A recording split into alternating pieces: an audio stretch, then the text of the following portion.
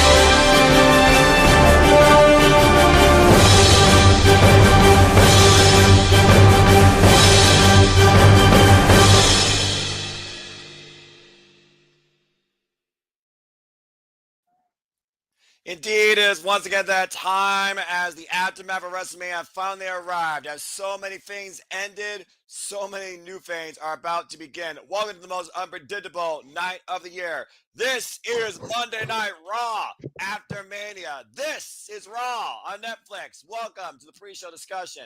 Hello, everybody, and welcome back once again here to the Super Bowl Studios and our continued watch-along schedule of utter madness for all the wrestling as we finish out WrestleMania weekend. I'm, of course, Noel Foster with Walter Cruz. We're super reliable, and we're here to bring you in closer ahead and bring up hype towards what could happen here tonight with the Raw After Mania. Hope everyone's doing well. Hope everyone had a wonderful Easter, 420, and whatever you chose to do with it. And please like, share, subscribe, comment, tell a friend. If you want to dictate the conversation, PayPal the passions or super chats, as simple as that. It's good to see the regulars, Charles, Safet. To those that are tuning in for the first time, thank you so much. For those that continue to tune in, thank you so much as well, because you all continue to make this possible, because you all encourage this continued passion for us to unwaveringly cover all things wrestling. That being said, Walter, it's good to be back with you once again, my friend, the most reliable man that I've come to know in the world of professional wrestling fandom existence. How are you feeling after everything that has transpired, and what are you looking forward to, and what could transpire tonight with the Raw After Mania on Netflix? I am doing well. Slept well. I literally didn't. I woke up, to get the kids ready. My wife saw how tired I was. Said, "Go back to bed." I didn't wake up till almost 2:15 p.m. That's how much I knocked out I was. So that's worn out for the weekend. But I looking can forward relate. to see the fallout to John Cena, the fallout to Jey Uso, and everything. WWE purposely has not given us graphics. They have not given us announcements on what is going to happen today, which I actually like it because now we're going to be surprised of everything. So we can talk about whatever we want now, and we can speculate what we think is going to happen and things like that.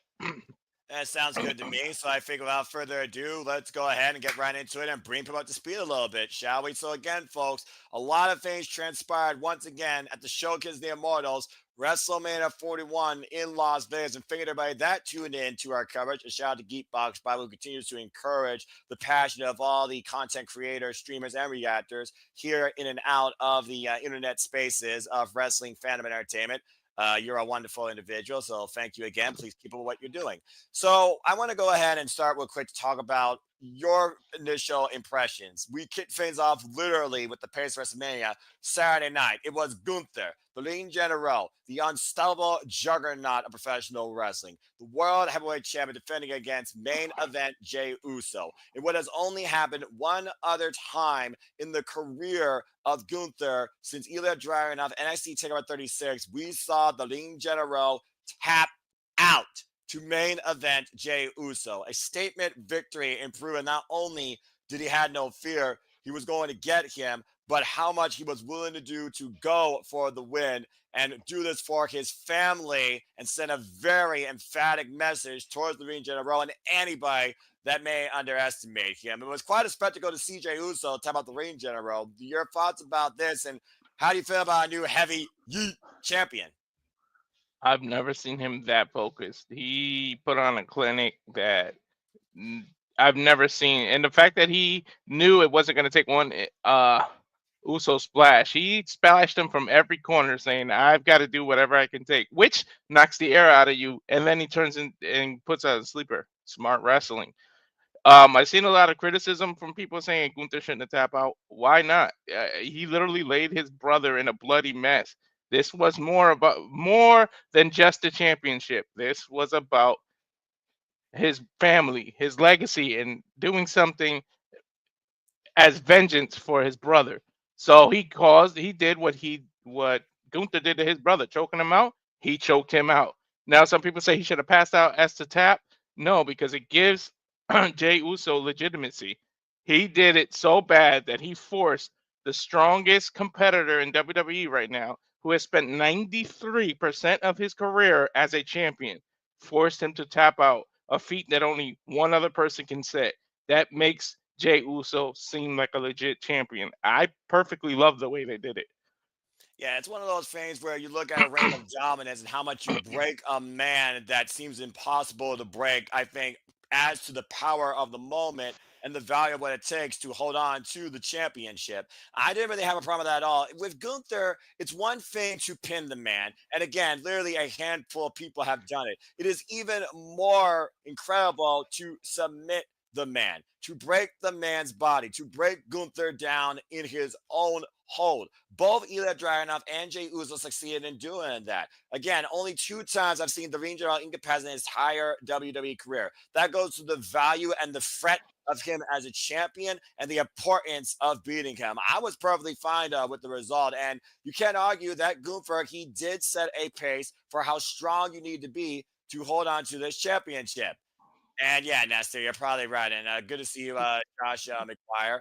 So moving on from there, of course, we have new WWE Raw Tag Team Champions as the New Day was able to beat the War Raiders. Of course, you could call it a cheat code as we saw Eric and Ivar defend those titles against Kofi Kingston and Xavier Woods. It was a little bit of tomfoolery as expected since the New Day's turned dark. And with a hook of the leg underneath the ropes, the side of Best Vision, the New Day once again are tag team champions. What's your thoughts regarding that? And do you think now the New Day is even more vindicated with everything they said towards Big E, despite their shortcomings? Yeah, they're vindicated, and I love the little subtleness in their gear. Their gear was WrestleMania 9 inspired as Giant Gonzalez, but it also had three unicorns, and one of them had their head kind of disfigured. That's Big E, broken neck, hurt. So I like what they did there, and I just kind of wish that after they won, or maybe at some point post it, they just shoved the titles in Big E's face, like saying, "We did this without you." Like further that story, but instead they just kind of ran out of the ring. The match wasn't my favorite of the night. It was good for what it was. It did what it did. I knew New Day was going to win the tag title. Otherwise, why did they turn heel? But people criticize the match. I'm just here to be a wrestler. I mean a wrestling fan. I'm not here to give grades and do this and do that. So that's Aaron. Well, yeah, Aaron does the grading after reviews. I don't I, have to yeah. review it. I just enjoy it. This is why he's my brother in all things professional wrestling, because he truly encompasses the Superman mentality of just your life and enjoy professional wrestling. And I want to give a shout out again, say yeah to No DQ as Aaron Ripp, of course, do his recap after Monday Night Raw on Netflix. Raw After Mania concludes, and again, for anybody that tuned in and was part of the No DQ Predictions League, Walter, you did pretty well. Shout out to our fearless friend, part of the team, Caitlin Bella, who won WrestleMania for the team. Congratulations to her, and stay tuned for the next event in the WWE Predictions League. That, of course, will be WWE Backlash that we will be covering here. Speaking of Backlash, I think it's safe to say there will be a ton of Backlash tonight in what many, I would think, would call probably the biggest betrayal right now in the modern era. Benedict Arnold's acts were not nearly as visceral or viral or threatening than what Paul Heyman did against his best friend and his tribal chief. Loyalty, family be damn. because Paul Heyman has now aligned himself with Seth freaking Rollins. It was a critical choice made by Paul Heyman when all three men were down, when he brought a steel chair in the ring, looked at CM Punk and Roman Reigns and their vulnerable states. And Roman Reigns is one guy you don't necessarily see emotion of conflict, fear, or possibly uncertainty. You could tell that he wasn't sure if Paul Heyman was going to literally give him that weapon. In the end, Paul with the subtle nod, he pushed the chair to CM Punk, set CM Punk up to literally take out the tribal chief as CM Punk says, I'm going to force you to deal with us. And he did, to a degree, till Paul Heyman stabbed his best friend again with a vicious low blow, said, you made me do this. He's my tribal chief, and presented Roman Reigns with the smoking gun. As Roman Reigns unleashed payback on CM Punk, he looked like finally a story was about to be done as he looked at a vulnerable Seth freaking Rollins back first, standing up against the ropes, shades of what happened over 10 years ago. Paul Heyman said, this is yours. The Shield, it's yours. He acknowledged it, and then he freaking stopped it. And we changed history as we know it. An emphatic low blow with force to the tribal chief, presenting the chair to Seth freaking Rollins, who sighed in relief if you looked at it closely. You thought we were going to get a sacrifice on the day of resurrection in the name of Seth freaking Rollins. It was the exact opposite.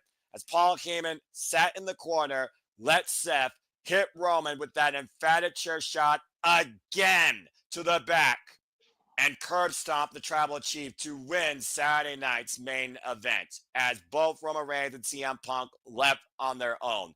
Roman Reigns reduced now to an island of isolation, while CM Punk was left voiceless.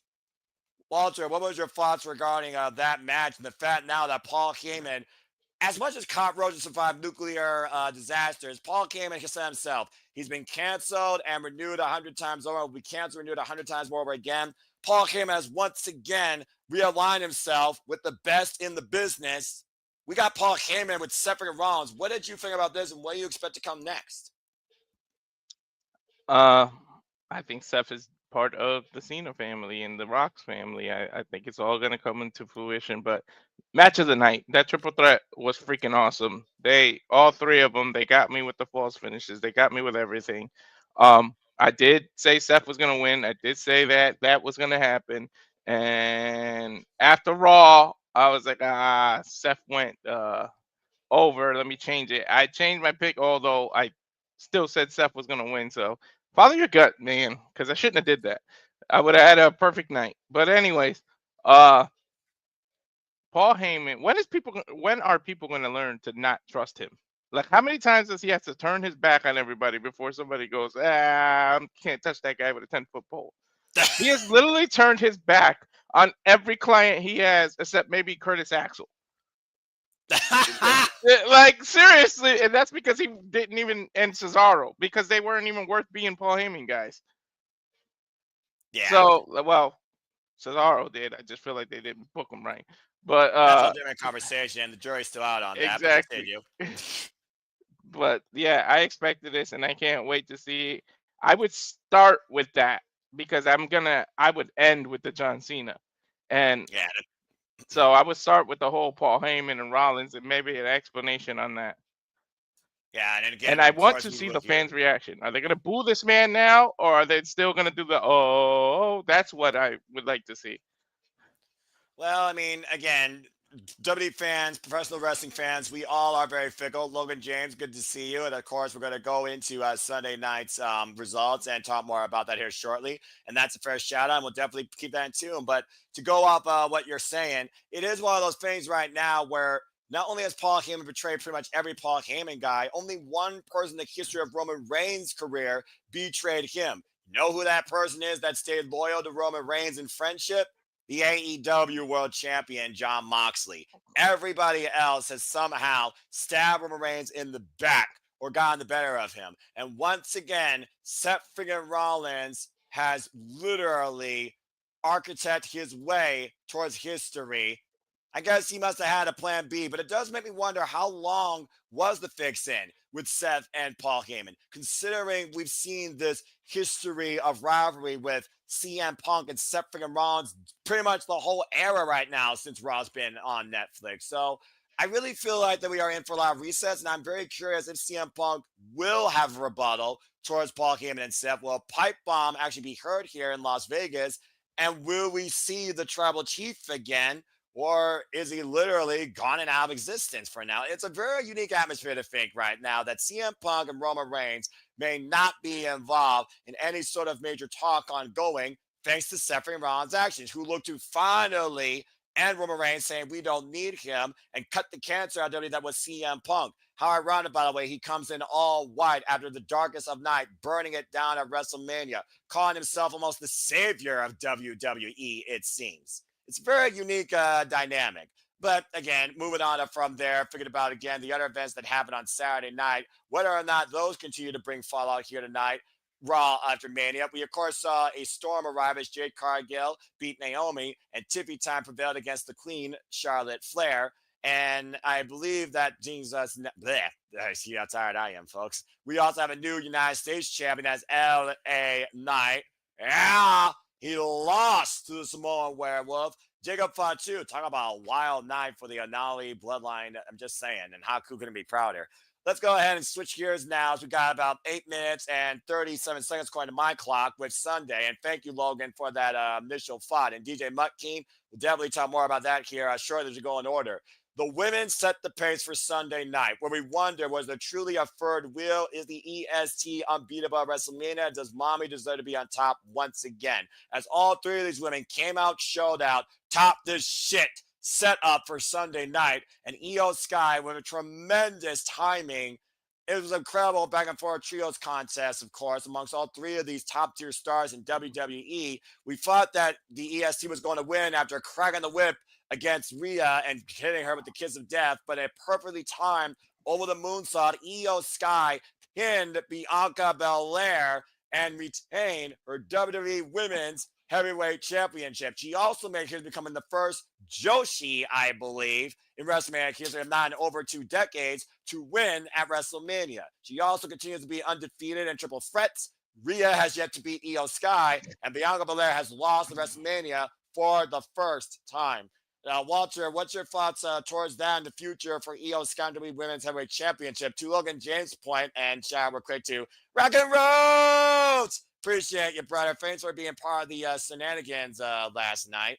Logan James talking about he makes Julia makes sure to face Io Sky. We did see Julia, beautiful madness, of course, at Stand Deliver, unable to beat Stephanie Valkyria for the NXT Women's Championship, and we did see her involved in the Royal Rumble. So, do you think there could be some merit in this possibly happening tonight? What do you think's next for the champion? She is the first Japanese since oh god, now I can't even remember who it was, but he won in a pre-show way back. Yeah, it was over 20 years ago. That was the last time a Japanese person won at Mania, and it was a pre-show. This is the first time somebody did it on the main roster, and I could I'm going to correct you. You said they thought that Bianca was going to win. JJ thought that because I said Io was retaining. She was Same, dude. too.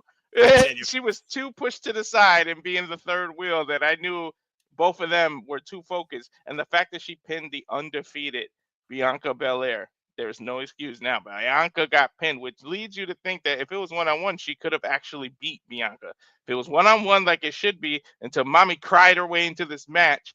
Love Mommy, but you bitched your way into this match. And that's a very heelish move. Like, the fact that people love her and it's her. But I can't wait to see the future of what Io does.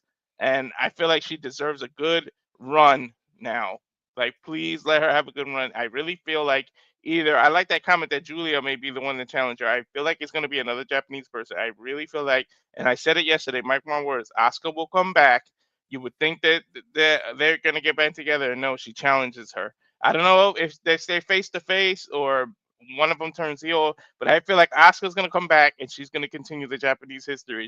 Asuka's going to be the one to beat Io.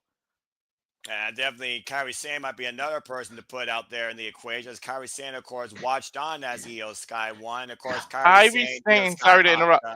Kyrie Sane has been hitting the dude. She gained at least 15 pounds of muscle. She is built right now. Have you seen recent pictures of her? No, I haven't. Holy shit, she is huge. Go ahead and tell. I'm gonna try to find a recent one. Yeah, about to say, as Walter gives us a bit of a bodywork shot for, of course, the Pirate Princess Kyrie Sane. It is one of those things where I do think Walter has his key point here because it is one of those things to DJ Mutt King's point that Oscar might have been at the top. But again, between emotional, personal turmoil, and injury, that's one of the risks that happens in this business where you might lose your spot. But somehow Paul Heyman continues to always find his way to stay at the top of the business. Io Sky, again, felt highly underappreciated, proved everybody wrong. Maybe people only want to be Bianca Belair and Rhea Ripley, but Io Sky deserves being in the equation with the top echelon of the best female athletes here in the world of sports entertainment, and I think she proved that Sunday night. It's one of those things where your drive is to prove you're the absolute best. I think it's even more influence when nobody thinks you are the best. So you tell them to shut up and watch me. And that's exactly what Io did. I couldn't be more happier for Io Sky. I also picked her. Former daughter Stam, of course, endorsed by Antonio Inoki. So congratulations again to the champion. And as far as Julia showing up, we know that you never know who could show up here on Monday Night Raw. We know Roxanne's called out the NXT Women's Champion. Julia is no longer the NXT Women's Champion. And Io Shirai previously beat Utami Hayashita in Marigold. So, of course, that was where Julia was at the time. So we will see soon enough what happens here Monday night and who could confront the champion. As we are 3 minutes and 42 seconds away from Raw After Mania beginning here on Netflix. You guys can, of course, follow along with us, the conversation, hashtag Raw After Mania on the X. And, of course, we're happy to be that blind conduit to the voice here tonight and giving you all the details of the events that transpire here. So that being said, we continue to look for a picture. I know somebody brought up the fact that the Intercontinental Champion, Braun Breaker, All right. maybe you got the picture real quick?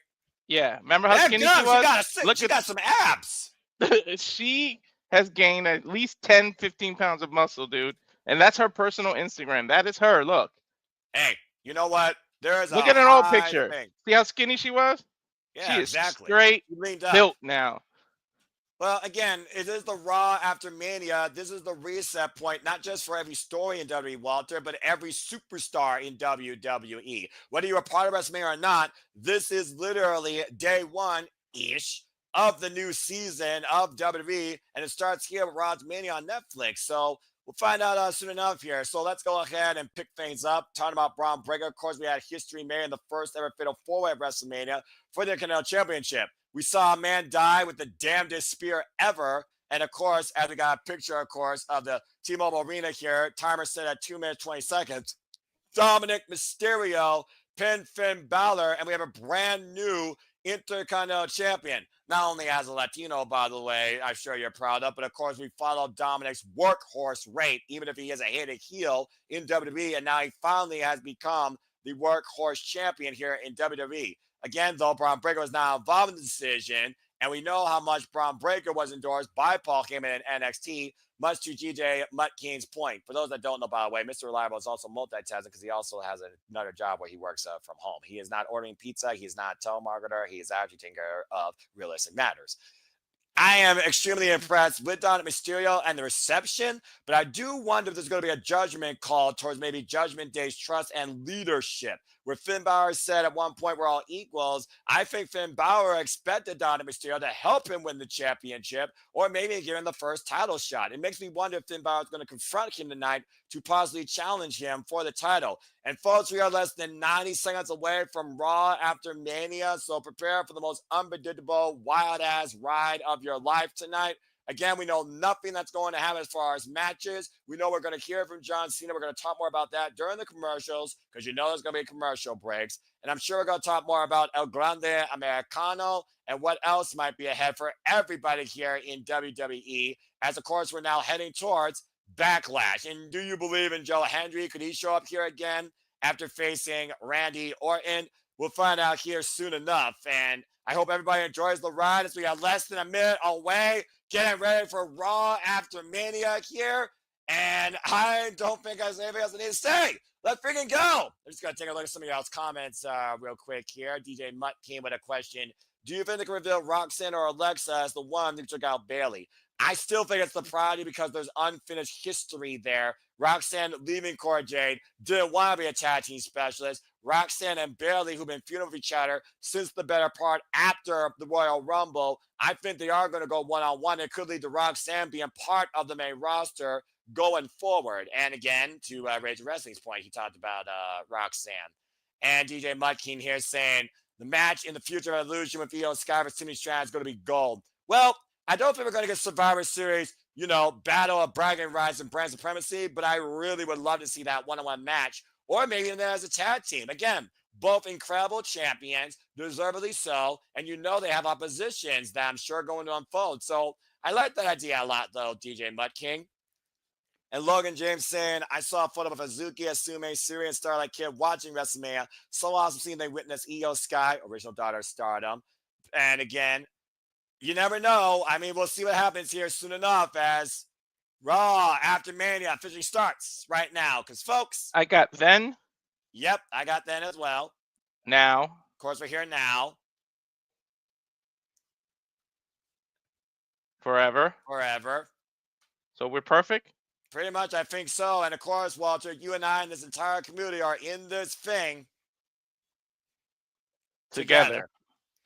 Oh. Let's friggin' do this, bro. And I'm sure we're going to talk more about the other matches here throughout the commercial breaks. I'm pretty sure I'm just like 0.0001 second ahead of you, which is fine. Yeah, that's fine. And of course, we are back here once again. You are looking live at a beautiful sunny day in Las Vegas, T-Mobile Arena, Las Vegas, Nevada, the host of WrestleMania. This is Raw on Netflix, and welcome to the Raw After Mania, the most unforgettable night of the year in the WWE calendar year, in what was a tremendous two-day showcase at Allegiant Stadium at WrestleMania. As we get a little bit of a recap. Since they're giving that promo, I want to say one thing. People are criticizing how John Cena and Cody weren't the greatest match and it fell flat. And even I have said it, but the more I thought of it, one of the main reasons he went heel is that he said he wants to ruin wrestling. Exactly. Had he gone out there and given a 5-star match with Cody, everybody would have possibly cheered him and loved it. So to fall in line with him saying, I want to ruin wrestling, he purposely did not give you the best match of his career, because otherwise he wouldn't be ruining wrestling. It's perfect what he did. It's, now that I think about it, it's fitting. He did that purposely so that he ruins wrestling. And you pointed out yesterday, he wore the title backwards above his butt to tell the WWE universe to kiss his ass. So for those criticizing it, it was purposely done. He didn't want to give a 5-star. Otherwise, that wouldn't be ruining wrestling. WWE finally is consistent with a story, and people still not happy. Well, Walter, you said perfectly. Again, John Cena said he was going to take everything by giving us nothing. And based on entrance and based on the match itself, he did just that. Created in WWE, breaking the record here in WWE. And of course, so many records were broken. Of course, we talked about before, Tippy Time prevailed. The acquisition of AAA, now part of the WWE TKO business merger. We saw Heel de Vikingo confront El Grande Americano, who concussed Rey Fenix. We saw Dom Mysterio rise new Intercontinental Champion. Of course, your brand, NXT, it stood and delivered. Obafemi is still the ruler. Combined attendance of 124,693. And of course, honoring the greats in the WWE Hall of Fame. It was a phenomenal 4-day streak of content, moments, storytelling, and match quality where you literally got everything. And I think that's what's most important at the end of the day. But it's also what I said on the shenanigans. WWE is redefining storytelling. And why John Cena says tonight he is going to end and ruin wrestling as we know it, whatever he's going to do is going to change the game, especially with everybody right now ready to pick up business and start fresh on this reset with Raw After Mania on Netflix. And of course, right now, they're talking about all the headlines. They're talking about everything that transpired. Joe Hendry having a WrestleMania moment again. And you called it, by the way. I owe you all the comeuppance. Congratulations. Walter, you are brilliant. And of course, the man came back around, and we got Lyra 2 belts. Lyra Curia now both WWE Women's Tag Team and still the inaugural WWE Women's Intercontinental Champion. As we look back at the event that transpired Saturday night with Paul Heyman betraying not only his tribal chief, but his best friend, and aligning himself at the top of the business once again with Seth freaking Rollins. And you literally talked about the minimalism that John Cena did in saying what he was going to do to Cody Rhodes and what he was going to prove. Again, John Cena, he wanted to be the bad guy. He finally is. Cody refused to be the bad guy, wanted to be the good guy, and now it costs him to be the guy. At the end of the day, John Cena is now Mr. 17. He holds the record in WWE, and he is about to change professional wrestling as we know it tonight here on Raw. And Travis Scott may not be too far. Sometimes embracing the other side of you helps. Like Cody should have just embraced it. He already hit John Cena with the crossover twice on promos. He battled him. He talked crap about him. What would have been the difference of hitting him with the title? Like he was his own worst enemy. Like I don't understand that conflict he had when he already has proven that he can show a different side of him. And again, as we just talked about during our pre-show and what you just pretty much capped, there you see, I don't even know what you call him anymore. Is he an advocate? Is he a manager? Is he a leech? Is he the devil walking? Is he still the wise man? There you see Paul Heyman with Seth freaking Rollins. Looking like Dick Tracy with that yellow suit, but he's an architect advocate. And of course, the brand new WWE Women's Tag Team Champions, the man Becky Lynch, of course, alongside Lara Valkyria, and of course, the champions have put in their contractually obligated rematch. We will see Becky and Lara defend those titles against the very women they beat, Raquel Rodriguez and Liv Morgan Knight on Monday Night Raw. He could be the Curious George to the man with the yellow hat because that's what Seth looks like too. Yeah, well, how curious are you with Dominic Mysterio when it comes to his first defense for the Intercontinental title? Because tonight he goes one-on-one with Penta and Cyril Miero. Oh, shoot. I'm glad they didn't pre-announce everything. I'm liking this. And so far, this is a great outlook so far. And of course, yeet! There's our new World Heavyweight Champion, Jey Uso. The man did adorn in the black and gold. First day for main event Jey Uso leading Monday Night Raw. And we go inside a T-Mobile Arena. What are we getting off with? Seth, please. I know. Cena. Oh, shit. 2 words, 1 man, no flash pizzazz, but our 17-time undisputed WWE champion, John Cena. Indeed, you can see him, but he refuses to see all of you. Hello, everybody, and welcome back once again to Survivor Studios as we are talking about Raw After Mania. This is, of course, Monday Night Raw on Netflix, the most unpredictable Monday night of the year. Walter Cruz, Noah Fawcett, we are super reliable, and we are happy to bring you our coverage of reactions and be the conduit to you in the events that transpire tonight with Raw on Netflix. Again, Walter, John Cena did it. He said what he was going to do. He did it by doing literally as minimal as possible. And now he's the 17-time WWE champion who says tonight he's going to ruin wrestling. And he has that 17, which I called on the side plate. Literally, didn't I call that we're going to do that for the title? You did. And I bet you they bring back the old one. Beating Randy Orton, Triple H, and the Nature Boy himself, Ric Flair. John Cena now can be called the greatest of all time in WWE, winning number 17. And again, the last time is now. He said he was going to take this home forever. But what does he mean by ruining wrestling forever with that statement? What backlash is to follow tonight? And will we see somebody confront the new undisputed WWE champion? Because he's going to be the last undisputed champion. I'm hoping it's Randy Orton in his hometown of St. Louis next month. And there you are. There's that. Look at that side plate. This is number 17. Yeah, he's going to tell you it loud and proud. And you got to consider, no matter what, based on the character, John Cena deserves this, even if he's going to pretend that he didn't necessarily had to hear us say that.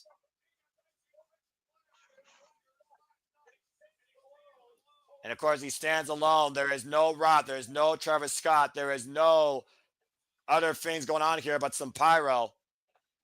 He cuts the music. And it looks like John Cena is about to speak. He's pointing at something. I'm telling you, I get the feeling he's going to end up bringing back that spinner with the 17 in the middle. He's That's asking a for new. a mic. Yeah, but he's actually asking for somebody to come in the ring. It looks like with a mic. I think that's the new ring announcer they hired on SmackDown. Uh, And Nick Nash or whatever. But wait a minute, yeah, they're having him stand on the apron with the microphone. I don't know. Is he gonna force him to reintroduce him? I don't know, but John Cena's taking it in right now. Again, the chance that have really defined John Cena's career, Walter. Let's go, Cena. Cena sucks. Really This is quick, a can you very good hear? atmosphere. Can you hear my feed? No, Okay, because I want to try to hear what he says. That's why I asked that. that's fair. And I'll let you be the transcript then. It looks like he's finally bringing him in the ring. And I'll go ahead and do the banner. Let's hear what's on the mind of the last real WWE champion. It looks like he's got a piece of paper. I think you're right. I think he wants an introduction here, Walter. Mm-hmm. There's a statement here being made. He's probably gonna force him to introduce him as the last WWE champion. Yeah, I think you're on to something. My sincerest apologies. I've been informed that my announcement is seemed as disrespectful. What? Ladies and gentlemen, please welcome the greatest of all time,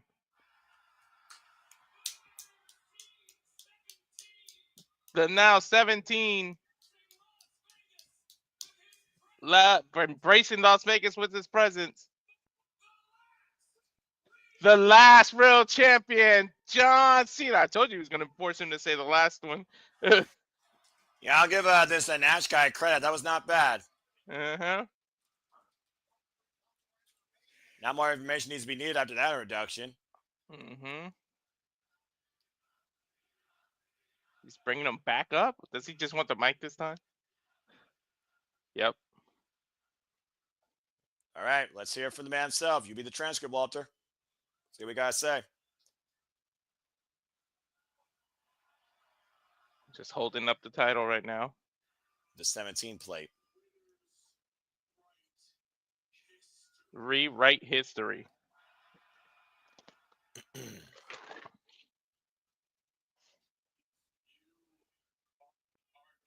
You are not worthy.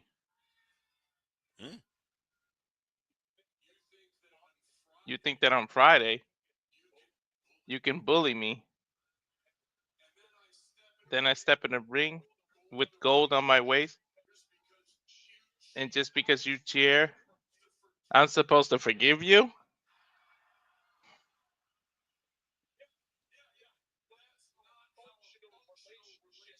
That's not how a functional relationship works. You think that's the way you treat your wife? No, it's not. I wouldn't know. I've never been married. It's not. He's right. Is that the way you're going to treat a kid as a parent? That's not how a functional relationship works. Just because you show up in a good mood, and I'm going to still tell you to go straight to hell. Damn.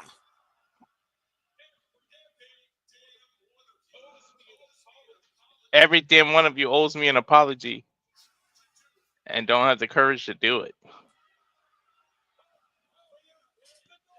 Make the noise.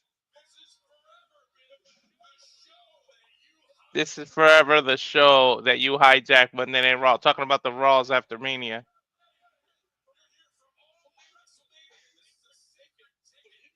You're here for all of WrestleMania. This is a big, expensive tickets that you get to take control, right? All of you have gone soft. And now he got them to say Cena sucks. No, the crowd is literally chanting, "We are sorry, Walter." Oh, now they are apologizing. That's a first. You are sorry. Bunch of sorry sons of bitches. I bet you he'll say some shit like that. For those trying to make it out at home, he said, "We are sorry." Let me do a quick once over. Hey, you're right. You're right, Walter. We aren't sorry. Yep, that's a group of the sorriest low lifes I've ever seen. I told you he was gonna say something like that. I just put oomph in it. He didn't.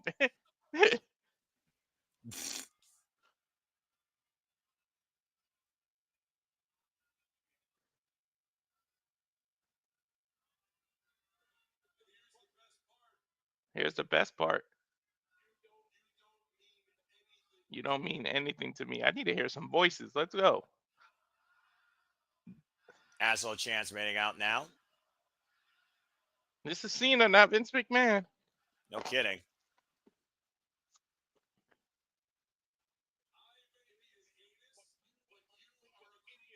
I may be an anus, but you're a group of idiots. 25 years, you've called me so much worse. I've taken your best shot and always come back. What makes you think you're going to be the crowd that cracks me right here, right now? Huh? Go ahead, you mean nothing to me. Your noise means nothing to me. Damn. Thank you, Kitty Cat, for that $3 super sticker. Appreciate you as always. The only thing that meant anything to all of our lives is that. 36 dates, that's all he has left.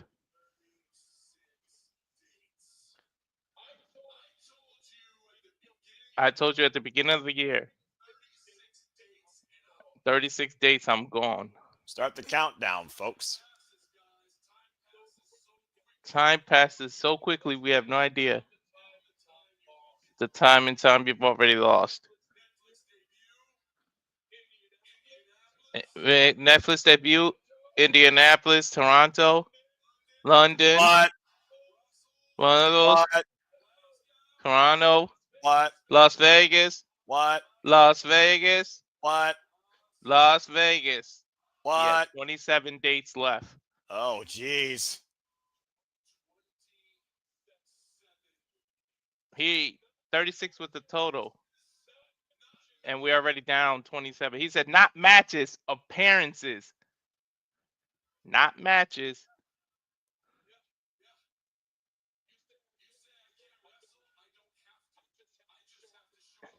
He said, "You say I can't wrestle. I don't have to. I just got to show up and do this." That's fair. He's not wrong. When that hits 0, the professional timeline stops. Cold. What is this? An Avenger movie? I'm not stupid like you. I know there'll be another Monday Night Raw. I know they'll decide another champion.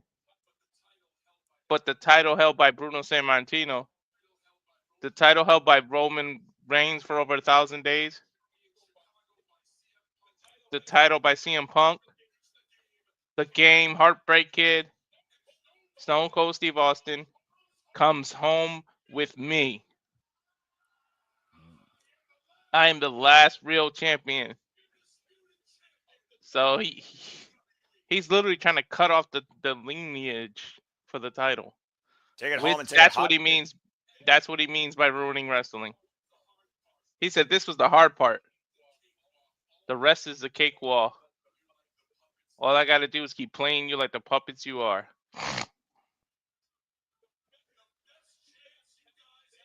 The best chance you guys to have to save yourself. I didn't hear the rest. What did he say? The best chance you had to save yourself? Was Cody Rhodes. You heartless bastards. You boo him on Friday, then you charge him on Sunday. And I say his name. And the man that we put on our shoulders last year to finish this story. That's what's wrong with this.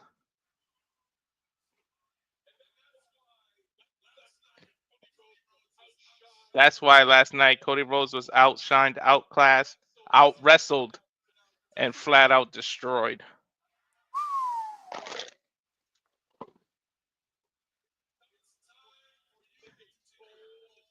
Time for you to take a bold look in the mirror. And here's the truth. There is no one in the WWE with the strength, the speed, the wisdom, or the ruthless aggression. It sounds like he's describing Braun Breaker of John Cena. He just literally described Braun Breaker, right? Pretty much to a T. Unlike you, I have a heart. And I would like to do something nice for you right now. What?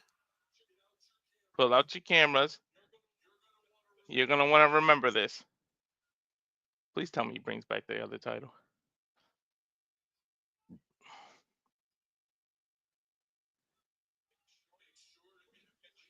Make sure to get a great picture. Because the last champion is here. And Randy Orton just popped up behind him. John Cena! Oh, RKO Randy Orton! Out of nowhere! He literally slithered in the ring out of everywhere. Out of nowhere, I should say. I guess John Cena didn't hear those voices. And out of nowhere, an old rivalry renewed. The three most dangerous letters in WWE just dropped the last real champion in the middle of the ring. Oh my God! And look how he's holding that title. Orton gonna seek his 15th. And stop John Cena from taking all that history. Mm-hmm. I think we just got our main event for Backlash. Yep. How many times have you seen that type before, Walter? Yep. We've seen that 13 other times. Or 14. The last real champion has 28 dates left, and the next date very well might be in the Vipers' hometown, St. Louis, Missouri, as Randy Orton might look to add to his legacy and preserve the continued legacy of the WWE history. Randy Orton just dropped John Cena. Like a bad habit. About to say, John Cena is not the only OG here that literally personified themselves to such a personification of Cerebro with wisdom beyond their years. Let's not forget how many times the Viper Randy Orton, Legend Killer, WWE's Apex Predator, has gone to war with John Cena over that championship. Listen to the crowd sing his entire theme. In this alternative universe, John Cena is the heel, Randy Orton's the face. I just want to put that in perspective. Right? Man. Kitty Cat thinks he might do it. He destroys him and forces him to go back face. I think he won't go face till almost his last date, maybe 27 days from now. Well, again, Randy Or Orton. 27 dates. 20, yeah, make sure you got that right. 27 dates, not days, folks. But thank you, Randy Orton, again, on the most unpredictable night of the calendar year. Monday Night Raw on Netflix starts off with a bang, and John Cena right now has literally given us a deadline to the end, why Randy Orton might look to stop it. Be interested to see how this develops and what Nick Aldis and Adam Pearce decide right now. Again, still so much more to figure out and cover here, as that was just opening segment, folks. And thank you, Walter, for the transcript. As, of course, we go back to Saturday, Walter. Bailey was taken out backstage ahead of Lyra and Kerr challenging Liv Morgan and Raquel for the tag titles.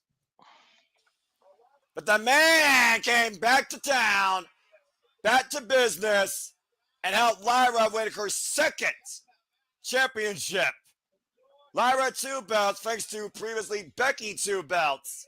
The man and Lyra rule the WWE Women's Division.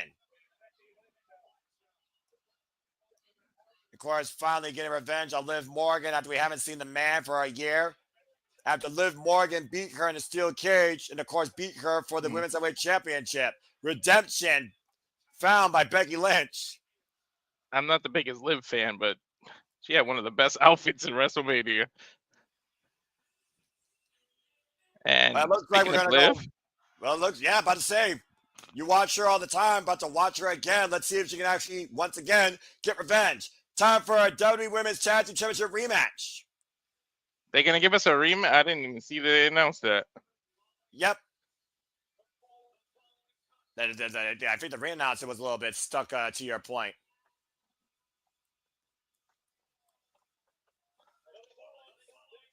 About to say, yeah, announcer, you got your ad together. Good grief. I think he was also dumbfounded by John Cena. All right. Whew. Man, talk about a red hot start. So they're gonna challenge Becky and Liv. Yep, I Liv mean Morgan. Becky and Go ahead. Becky and Lyra. That's correct.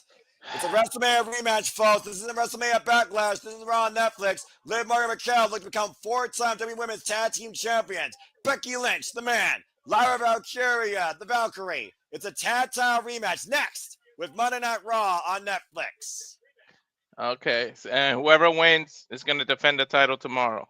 Correct. Of course, you and JJ will be calling, of course, the NXT after WrestleMania. We know that Gigi Dolan and Tam Paxley will challenge the winners of this match for those Women's Tag Team Champions tomorrow in NXT. After we have a commercial break, fuck television, fuck streaming. But we can go ahead and regroup ourselves. Again, I want to acknowledge Kitty Cat in the chat. Thank you again for that $3 super sticker. Always appreciate you. Great friend here of the Super Reliable Studios. Well, Walter, you gave the transcript. So what did you think about everything John Cena said and where he's trying to literally halt, in your words, the WWE timeline?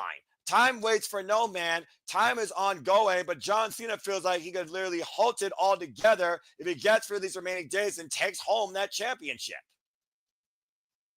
And of course, right now, he's also on the phone. So we'll get the rebuttal from him real quick after he's done with that. Let's go ahead and take a look at your comments here real quick. That's funny. Daddy's home. We know mommy might be also in the house. And it took them 20 years to sing Voices. And again, beautifully done. Again, the 3 most dangerous players in WWE, RKO. And boy, did John Cena learn that once again the hard way. And Matthew talking about how Liv is supporting her squeeze. Of course, Dirty Dominant Mysterio will be defending his Intercontinental Championship later on tonight, this evening. Shout out to the big baller, Big G. Hey, my brother. Well, thanks for tuning into our coverage. Always appreciate you as always. Following folks on the social medias. And of course, he is always happy to be here and always happy to engage with wrestling. Good to see the baller in the chat. Hope he and his family are doing well. Appreciate it as always. And again, hey, folks, go ahead, Walter. I was just saying, hey, Big G. There you Happy belated birthday. Yeah, about to say, I hope you had a wonderful birthday. And again, everyone had a wonderful Easter weekend, whether you pumped it up, went egg hunting, or enjoyed WrestleMania, or a combination of all three, or something else outside of that. And thank you all for bringing us into your Monday evening as we get things back to normal here, and what truly feels like for everybody a reset. Hope everyone's having a good time. Please subscribe, comment, and tell a friend. We're up to a red hot start so far. We got WrestleMania Backlash ahead with the WWE Women's Tag Team Championships on the line here when we come back from this commercial break. And as I was asking you, Walter, what do you think about John Cena's declaration come the end of the year? If he's still the champion, he will halt the timeline and take home the WWE legacy as we know it. It makes sense. But you know what? Technically, after the Undisputed Championship and everything, and they combined it, that might not be the same title that everybody had. It's designed to be, but after the Universal title and everything they did, I think the timeline was already reset. But that's neither here or there. Yeah, there's definitely a certain aspect to that. And Big G saying, y'all killing it. You guys made so many. Thank you once again for the kind words. And thank you to those that acknowledge our reactions where we stream all the biggest shows across all things wrestling. Again, after tomorrow night, stay tuned. As of course, we'll be back here with Sleep Predicting Thursday night with TNA Rebellion. And of course, you can cash in that we are not letting up anytime soon with our reactions and coverage. And we go back to the City of Angels with a double feature on that Saturday, Walter. Not only do we have Worlds collide with AAA and NXT, but we have Money in the Bank to see who can cash their way to the future championship opportunity. Who will stand above the rest in Los Angeles, Saturday, June 7th. Stay tuned for more on that, folks. Do not put it past somebody to cross over from AAA to be in that Money in the Bank ladder match. And of course, WWE, of course, coming to us from the Intuit Dome with the Netflix era, of course, literally began. Again, Los Angeles, California, Saturday, June 7th. Worlds Collide, AAA, NXT, 3 p.m. Eastern Standard Time for the Kia Forum, and Money in the Bank from the Intuit Dome, 7 p.m. Eastern Standard Time. There we go. Gabriel Iglesias, Fluffy. Man, he came to the casino half hour away from me, and I freaking couldn't go because I had to work. But man, I still want to see him in person. About to say, I think you and him would hit it off very easily, Walter, being perfectly honest. Of course, the I don't stars know are out who Rana tonight. Takubati is. Yeah, Rana Nadu now streaming on Netflix. Of course, we are in the Netflix era, and the stars are out here. And there's the Pat McAfee show crew taking it in front row at ringside. Boy, Pat McAfee's been busy this week, and I'll tell you that much. Dadgum. Oh, Raquel shouting them out. Well, They let's got be fair. Let's be fair here, Walter. Michael Cole and Pat McAfee, and speaking of your NXT, there is the future challengers, Tatum Paxton and Gigi Dolan in the audience. Michael Cole and Pat McAfee were very biased, but straightforward, saying, Liv Morgan, you're scared. I think there's a lot of truth to that we saw last night. As we welcome the man back home on Monday Night Raw, the man's come back to town, and it's time to hit the big time. And it's Jeff, so good to see Lyra. Big G, to your question, not tonight, tomorrow. Look how she's already taken over. Why they got to come out to her theme? Well, I mean, you never know. I mean, again, it's a reset, dude. So anything could happen. Becky 2 belts now alongside Lyra 2 belts, the woman that took the NXT Women's Championship and the woman that Becky Lynch has literally endorsed as the pioneer to lead this business. Who had she had a title. Went the last time she went to NXT to defend it, she lost. So if she wins here, guess what? She's got to face that demon tomorrow. And of course, Lyra Valkyria, the inaugural WWE Women's Intercontinental Champion, beating Dakota Kai, defended successfully 4 times, including against Raquel Rodriguez. Why Becky Lynch got her revenge against Liv Morgan. And of course, 1 year ago, she was previously challenging for the WWE Women's World Heavyweight Championship. You gotta wonder, even though Becky Lynch is a tag team champion, does she want to be a double champion once again? And maybe she has sights on Io Sky's prize. Maybe. Oh, also, correct me if I'm wrong. The last time she went down and lost the NXT title, wasn't it to Lyra? That's exactly right. And that's what launched Lyra in the stratosphere. We are literally just under 1 year when Lyra Valkyria was drafted to Monday Night Raw. And in 1 year, she made the finals of the Clean and Lean tournament. She became the inaugural Intercontinental Championship. She had her first WrestleMania moment alongside Becky Lynch, and she comes into Monday Night Raw as a double champion. We can possibly live in the world where Becky has the Intercontinental Women's Championship and Seth has the World Heavyweight Championship in a crazy power couple if they play their cards right. Well, we know that WWE loves to slow burn things, and we'll see soon enough as, again, everything resets starting tonight, despite what John Cena is trying to do and stopping the timeline. Bell Reigns are underway for this WWE Women's Tag Championship contest, and you know Liv Morgan was going to be pissed off, immediately going after the man, Becky Lynch, in the corner, as Liv Morgan did not have her WrestleMania moment. Wait a little time. Liv Morgan, of course, like I said, the former WWE Women's World Heavyweight Champion, a 3-time WWE Women's Tag Team Champion. All 3 of those reigns was with Raquel Rodriguez coming out hot with the shotgun dropkick. Here's the cover, hooked in her leg, got a 2 counts. Her moment was looking up at the lights last night. And you can tell Liv Morgan wants to win this back quickly. I don't think Liv Morgan wants to be in the ring anymore with Becky Lynch than she has to. Shout out to Michael Cole, Pat McAfee, Kathy Kelly, Jackie Redmond, and Mark Nash, the Raw correspondence team here, Raw on Netflix. Do you actually think they would do that? Do all that? Make Becky come back just to lose the title a day later? I don't think they're winning back the titles tonight. Yeah, I don't know if it was smart for the champions to cash in so soon with the momentum that Lyra's been riding on, blind tag made by Lyra. But again, maybe Liv has a plan. We don't know. I mean, she might be on a new revenge tour for all we know. Nice double hip toss here by Lyra and Becky. Lyra now legal, by the way. I mean, Judgment Day facing a lot of problems with what happened between Carlito and Finn Balor already. So are their minds even focused on the titles right now?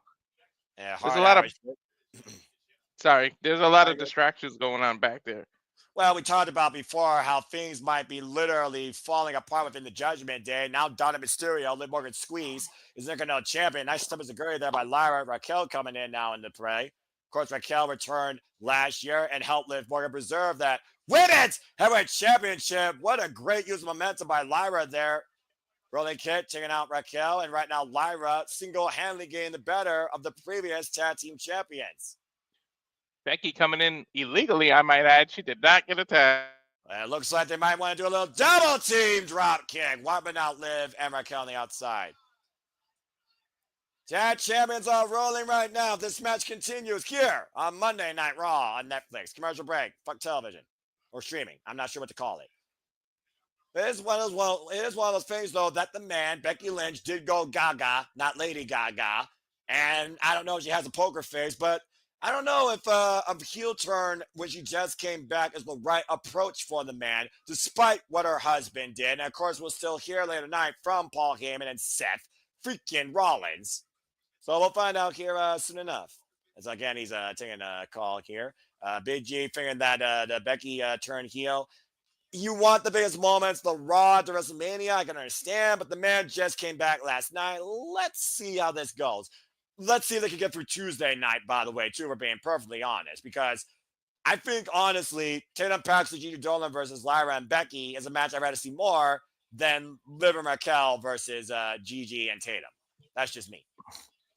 Yeah, I'm with you. Yeah, about to say, of course, Walter, you called that fatal four-way with JJ. Shout out to Mega Wrestling JJ Woods. Of course, you both stand delivered phenomenally. Congratulations on your great stand. What do you think about Gigi Dolan and Tatum Paxley's tag team dynamic since they became a tag team? The freakiest tag team in NXT. Freakiest tag team. Shock. That was the last team I thought was winning that fatal four-way. But, where the hell was Shotzi? That was the first time JJ pointed out. That was the first time we saw her in weeks or months. I don't know if she was dealing with something personally, but we'll see. But yeah, I like that team, and I really think they got a chance. And I would just love it if just give me that somebody dominates this tag division and actually continuously defends it so that it means something. I really like my Tessa Blanchard, Charlotte Flair idea. Right. You need two people like that to elevate this title. And whoever wins can be transitional tag titles for that. And, of course, Charlotte Flair lost against Tiffany Stratton Saturday night at WrestleMania as TV Time still prevailed and humbled a queen. I'm sure we'll hear from Charlotte Flair, though, Friday night. We don't see her tonight, as, of course, that will be on Friday Night SmackDown. I don't know if we're going to cover the Friday Night SmackDown, folks. Stay tuned for more on that. And also to your point, Walter, Tessa Blanchard, she's got bigger business to attend to as, of course, this coming Sunday in Los Angeles at Rebellion, she'll be challenging Masha Slamovich for the TNA Knockouts World Championship. She's got a chance to win, too, man. Woo! I can't wait for this. Tessa and Masha. Woo! And Masha's literally been a defending champion, defending across all brands, even showed up on Bloodsport. Like, oh, my God. Yeah, it's going to be a banger. That's putting it politely, because Masha is going to kill her, considering Tessa attacked her literal trainer, an old man in a hospital. That's making as personal as it gets. As we are back here at Raw on Netflix right now, WWE Women's Tag Team Champions on the line. Becky Lynch, Lara Kira defending against Raquel Rodriguez and Liv Morgan. Next challengers tomorrow night for NXT are also in the building. Tatum Paxley and Gigi Dolan, who won the Rad Stand delivered Saturday morning. Fatal 4 elimination tag team match. Nice step up there. Takes Raquel down. Critical moment in this match here for Lyra to make the tag to Becky Lynch. Damn, Lyra's athletic. That was the way she flipped the roll up. That was crazy. Aloy Falcon has always been dynamic in her striking. I've known that since I followed her work in NXT UK, and prior to that, of course, we talked about earlier, Lyra endorsed by Becky to be the pioneer, the lead women here in wrestling. The man's in with Liv Morgan now, taking Liv down with the clotheslines and the single leg kick. Of course, the man, Becky Lynch, big time Bex, who's done everything here in WWE. Literally. Or in the corner with the big elbow strike. Raquel sidestep, crashing into her partner. And Becky right now getting the better of both the challengers. That boot almost looked like it caught Liv in the throat there. And Becky right now is feeling it, Walter. Bex floater. Mm-hmm. Cover. Put the near leg. Back press. 2 count only. I say that too, Big G. That they're literally the. What was the little nickname they gave them? Because it's what the Powerpuff Girls are made out of. That's why they said that. Chemical X. When I was Chemical X. When I was watching me lad, I watched Cartoon Network, so I know exactly that reference. Oh, looking for the man who slammed Liv Morgan with the roll through, shoulders down, roll up, Becky reverse roll up though. Raquel Rodriguez on the Bless the cameraman. Oh, and a code breaker. As Liv sent Becky into Becky countering Oblivion, hooking up Liv. Man, slam! Cover! To retain, Raquel saves the match. Is that a Roshi or Becky? She pretty much did the rock bottom. Yeah, pretty much. That's what the Mayhem Slam basically is, if we're being perfectly honest. But then again, it doesn't matter as Raquel drags Liv and makes the tag. Raquel Rodriguez, former NXT Women's Champion, might I add. Jawbreaker by Becky Lynch creates separation. Lyra nowhere to be found in the apron right now, by the way. Becky right now preferably in a handicap match here.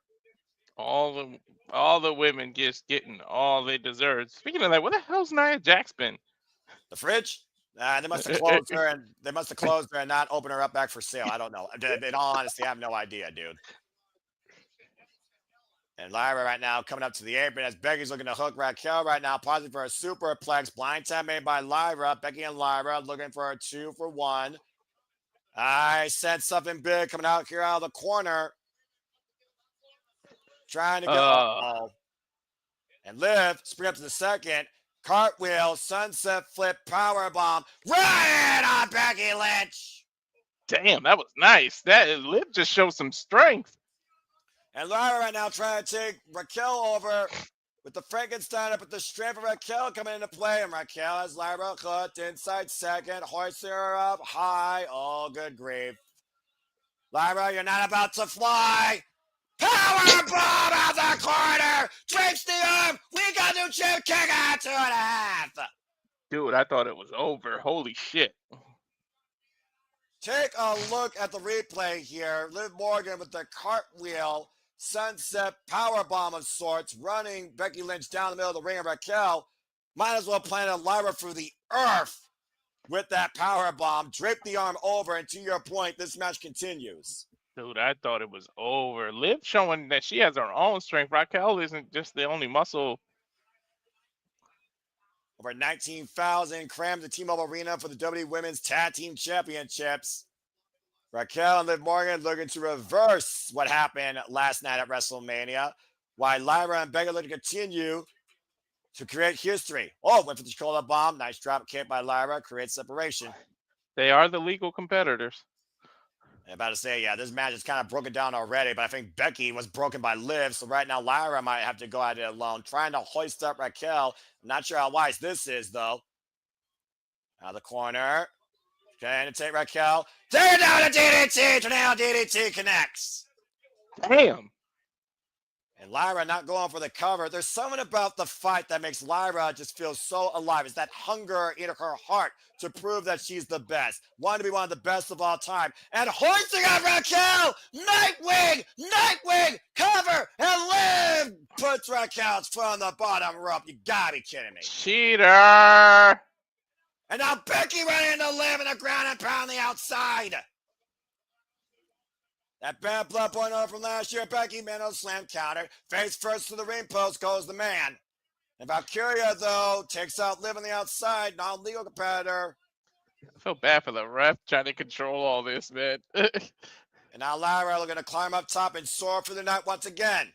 Raquel but got out of the way. Might treat the knee. Big boot by Raquel. Might took Lyra's lights out. Cover to regain the titles. Kick at 2. Wow. Dude. This is just the opening contest, too. Again, you're setting the pace for the next year in WWE. They do not start in January. They start after WrestleMania. Now a little bit of double team as Raquel hoists up Liv. And a powerbomb powerbomb Liv onto Lyra. As, of course, Liv's a masochist for this punishment. Still an effective weapon nonetheless. Hey, you did say that you love when people use each other as weapons in the tag team. It works, in my opinion. Liv looking to take Lyra into oblivion. Lyra able to counter it, though. Step Zaguri takes Liv down. And Liv is legal, by the way. She made the tag. And once again, Lyra looking to hit Liv. And Raquel, once again, coming to the end of her partner. Becky Lynch, though, trying to pull the anchor of Raquel away. Pushed off, though. Driven to the floor, and once again, Lyra takes Raquel down, and Raquel inadvertently goes into Becky. Turn around, Lyra! Turn around! Liv looking to send Lyra into oblivion! Lyra covered. Liv Morgan McCallum done it. Holy shit! So it was just about the moment. You know what? Didn't I say that yesterday though? They lose the titles and then Becky blames Lyra and that's what makes her go heel.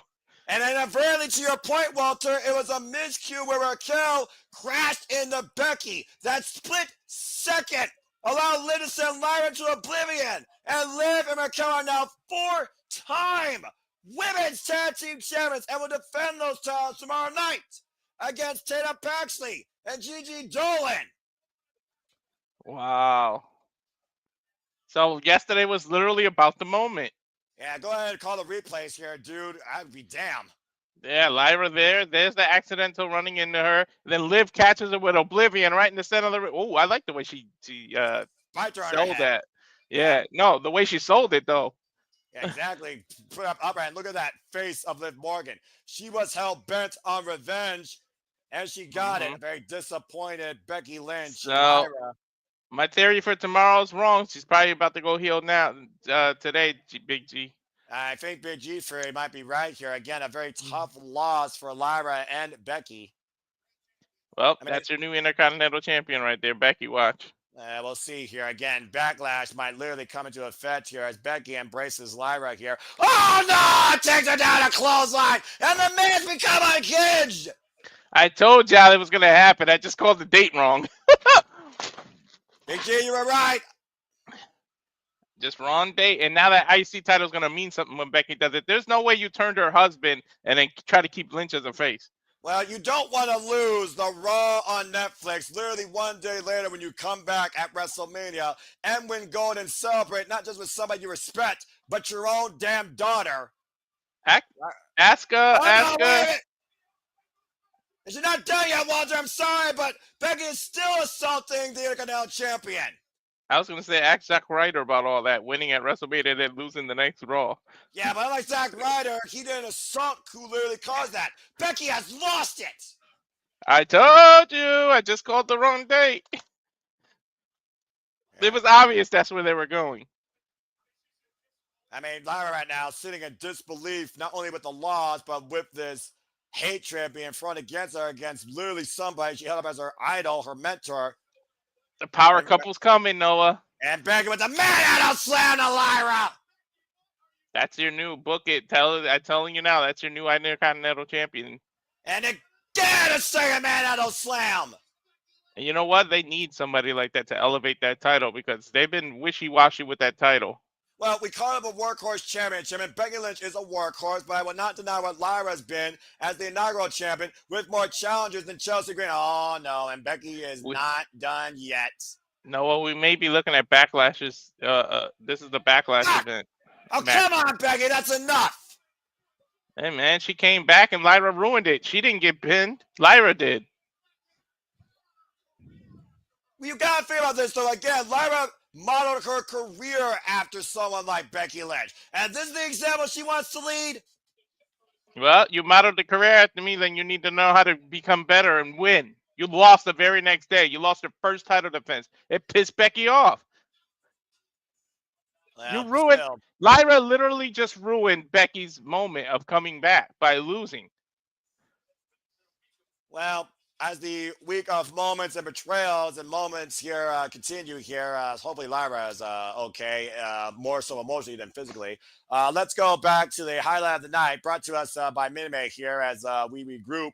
Raw on Netflix continues, and again, WrestleMania gave us so much history, so many moments, including Saturday night, where Seth freaking Rollins burned it down at the expense of the OTC, Roman Reigns and Paul Heyman. It was the first triple threat in WrestleMania history to main event, not concerning a championship as well. It was more about, as you talked about, a favor. It came down to choice. It came down to Paul Heyman. It was a way to try and close the book on the turmoil and hatred with CM Punk, Roman Reigns, and Seth freaking Rollins. It was a matter of who was going to be able to feel vindicated and resolve in the end. We didn't know which way it was going to go until the end. At one point, we thought the Shield were going to unite and take out CM Punk. The Shield, by the way, brought in by CM Punk as an insurance policy when he was the WWE champion. It was anyone's match at any given moment, but the most critical turn was when Paul Heyman made one last choice. That has changed everything as we know it, Walter. And you could talk more about that.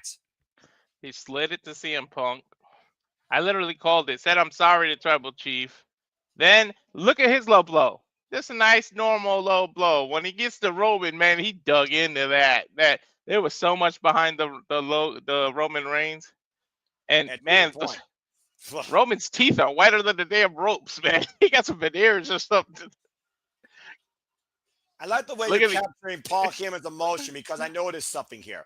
Paul Heyman, when he betrayed CM Punk, he was tearful. He was sad. Uh-huh. But look at this reflection when Roman Reigns was betrayed by Paul Heyman, and look at Paul's demeanor. Well, Paul has been through hell. You remember Roman had when Jimmy and Jay were still part of the bloodline, he had them attack Paul Heyman. So could be vengeance for Heyman back. You remember that? Well, yeah, but I also know this. Never trust Paul Heyman, and when you dance with the devil, you're bound to get burned.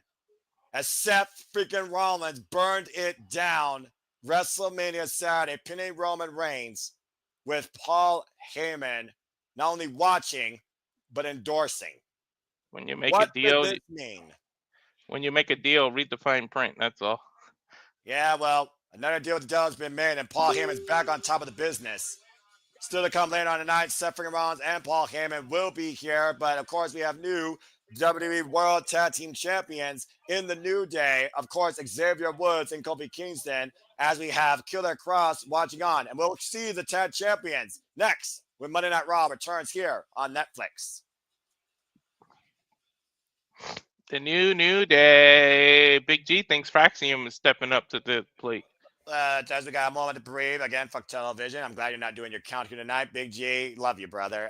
Matt go with saying, wow, and good for them. I mean, literally a turnaround in less than 24 hours. Like you said, it was literally about the moment, and Liv got her revenge just like that. You could tell how bad she wanted that revenge on her face. And to Big G's point, it's one of those things where the worst thing sometimes you could do is meet your heroes. There you go. It just goes to show that human beings are still as crooked as the day is long. And Well, go ahead. for your countdown thing, like the something I don't want to wear a gimmick into the ground. That's fair enough. I respect that. Besides, SmackDown is too long as it is. It deserves more than any other show. Fans are fickle. It's also the Raw to WrestleMania. It's not a standard audience. So, Nathan, it wouldn't surprise me right now if they were 50-50 because this is the most fickle audience of the year. John Cena was right, at least in that retort. They're going to boo her. They're going to eventually boo her. Well, they were booing her a moment ago, according to Jamboree 20. I appreciate him. And, of course, you called Hank and Tank. I didn't think they were going to do it. They did the unthinkable, I thought. They beat Fraxum, and your NXT now as new NXT Tag Team Champion. So we called so long that we thought Fraxum was going to break up, and they never did. So now it's a new leash on life. But we did see David Frazier go in singles action against Rey Fenix in his SmackDown debut. So do you think the team still holds on a little longer and stay as a duo here, or do you think they finally go their separate ways?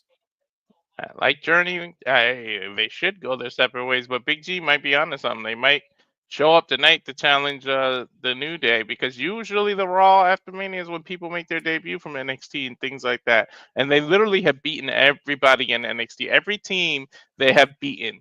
And, you know, my reverse psychology finally worked. I told you the only reason I picked them is because every time I go against them, I lose. So I figured I'd do the reverse and it would work, which it did. It finally worked in your favor. It was freaking broken clocks right at least twice a day, and a blind squirrel can find their nuts, and Walter can be right in his own weird ways. Freaking Walter Domus here with Joe Henry showing up last night at WrestleMania. Big G so far is 1-for-1 with the Becky Lynch heel turn. Figuring if Becky will join Seth and Heyman, going off of your cause and effect with a power couple going booga booga here on Monday Night Raw, and will Becky, like you said, go after Lyra, continue to become Grand Slam, and Kids become the second ever WWE Women's Continental Champion, or will she target Io and go for the greater prize, which is the Women's World Heavyweight Champion? We still have yet to see Io Sky tonight, too, so that's another thing to think about. And she did beat Mommy already, but we know Mommy is on Monday Night Raw. Bianca's not, but you know Bianca is going to be hell-bent on getting that win back as well, so there's still a lot that could be unfolded here tonight when it comes to that title. I think in the build to Backlash, things will become more clear. Well, Uh, again, we know you that got backlash is definitely going to ensue after what we've seen so far in literally the first hour. you got to Continue. wonder what's next for Cody, because Cody's got to feel like he let the entire WWE universe down. Yeah, I mean, again, I just tried American Nightmare last night, literally saying I'm sorry to Kathy Kelly while he and his wife boarded the bus. Last year, with finishing the story, he finally got a monkey on his back. This year, he welcomed a bear on his back. Now, shit. Yeah, and literally the entire legacy of WWE is in jeopardy as we know it, as John Cena has given us a final countdown. If he literally is able to hold on to that championship, he's taken home the entire timeline of professional wrestling as we know it. All about lineage and history. Go figure with The Rock and Bloodline and everything. That whole history and connecting every root to the tree means so much that it's even rooted in John Cena's talks. Of course, again, WrestleMania headlines all over the world. The show because the Immortals lived up to the billing. And we have finished and we said so many stories. Here's a fact of the night for you. WrestleMania 41 was the most socially viewed WrestleMania of all time, generating over 1.1 billion social views across all social media platforms. That fact to us brought to us by Total Wireless. Again, WWE, the global juggernaut of the world of professional wrestling, continuing to spread their brand as far as they can go and even larger as we know it. All right, here's the New Day. Are they here for a match or a promo? I feel like this is the night to gloat, and they didn't look like they were dressed for a fight. You talked about before how much you called them the victims. Talk about vindication. The New Day, once again, WWE Tag Team Champions. And there's no Francesca and there's no hip sweeping the night. Just two serious men once again holding on to the titles. Mm-hmm. That was a good shout out by Big G. It could be Fraxian. We'll see. Well, Somebody's got to come out because you usually learn who your new champions are, yeah, or your new challengers, I should say. And I do think that, again, we talk about the depth and lack of in the main roster tag team division on Monday Night Raw, particularly. Of course, we have a triple threat TLC match for the SmackDown Tag Team Championships this Friday with DIY, Street Profits, Motion Machine Guns. The New Day right now stand unopposed on Monday Night Raw. Not for long. Yeah, we'll find out soon enough. And of course, Monday Night Raw brought to you by Simba Studios, brought to you by No DQ, and of course, all the friends here at the social media studio, Simba Studios. Big Baller, Big G, Barry for Wrestling, Mega Wrestling, JJ Williams, Shaheba Side 95, Rage of Wrestling, Jeff Meacham, and of course, Cassidy 18 Studios, and then Foster 1916, as we are proud to bring you this coverage tonight of Raw on Netflix. Let's go ahead and hear what's next for the new WWE World Tag Team Champions. Hardy's is also a fair shout out. Go ahead, Walter. It's on you, brother. It's a promo, folks. I don't think the crowd is gonna let Coffee get a word in. We are your new WWE World Tag Team Champions. Notice how serious that was. Was that the 11th time? Yes, that is correct. So get down on your knees before us. Raise your hands to the sky and scream out in unison. Big G saying 13 times. Well, yeah, because Air Boom and stuff like that. And Kofi, of course, has held these titles more than Xavier Woods. It's time for the New Day. I'm hoping Big E interrupts, man, with some kind of new partner or something. Well, we need something where we're not sour. There is no tag team alive or dead that is better than your boys. Oh, I think Legion of Doom might have something to say about that if you're going to mention dead ones. But I'm saying Usos still hold the standard as far as I'm concerned. You guys must not go to Japan a lot because look at those great tag teams. Don't get me started there. Japan still is untouched on so many fronts in wrestling. Look at Mexico, too. Mexico's got pretty good stuff, too. Said we couldn't beat the War Raiders. We did. Well, Alpha Academy? I mean, they did say there's no tag team that could beat them. They have not faced, as far as I know, Otis and Akira Tosawa, escorted by Maxine Dupree. Maxine interrupting. Did we just hear you say they're the greatest tag team ever? You might be. But the last time you faced Otis and Kazawa, they beat you in 60 sweet seconds. That's right. They did do that. And here we are at the Raw at the WrestleMania in Las Vegas, Nevada. Cheap pop. And by the sound of it, they would like to watch you two put your money where your mouth is. When did Maxine Dupree start getting mic skills like that? When Natalya basically didn't become a tag team partner, when Natalya found her legitimate badass nature in Bloodsport, I'm guessing. New Day's teasing Vegas and didn't say no. They might get backlash from this crowd. Are the Minutemen scared? Minuteman, that's funny. Minuteman chance running out. Put Minuteman in the chat. Hey, they it is brought to you by Minute Maid lately. That's fair. They say you want to do it right now, let's do it. What? The Minutemen are taking up the challenge, defending the tag team championships? They're not in their gear though. Well, we got a referee coming down to the ring, Walter, so I suppose we're going to have a tag team match. All right. The lights went out. What? The lights are going out. What is this? I don't know. Now what the hell is about to happen? It might be for Axiom? I guess. Rusev! Rusev! Rusev's back! Wait. Tell me that it's Rusev Day from TNA. Come on. Tell me that the two of them are there. What the fuck? We knew it was a matter of time before Rusev Day was celebrating WWE again. Rusev is back. Rusev is back. But with who? Who? I didn't get. Dude, this dude used to crush everybody by himself.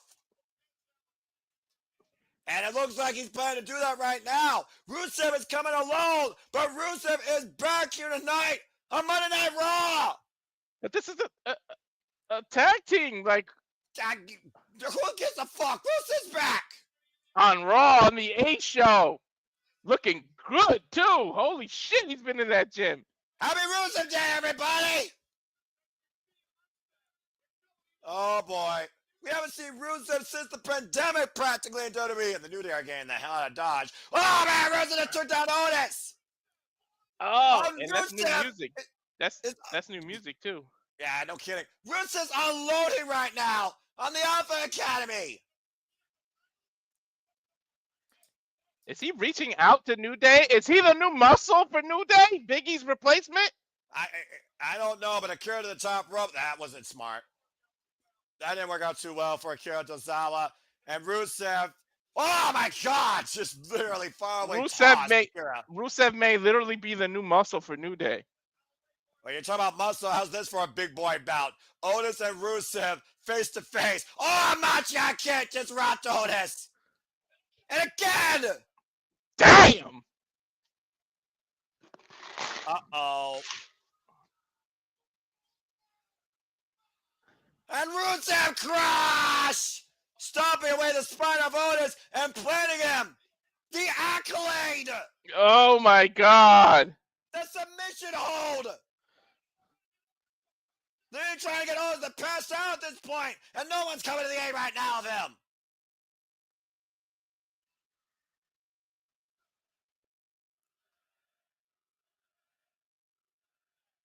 Well, the entire WWE landscape just changed as Monday Night Raw just became Rusev Day. Rusev's back. And he did that in less than a minute.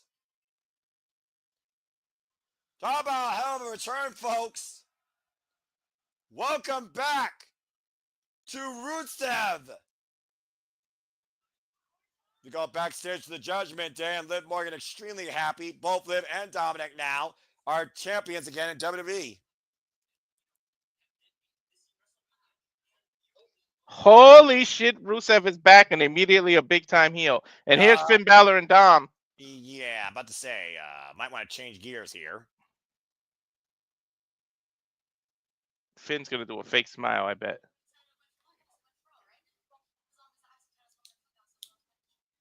Save Finn again is about equals or leader.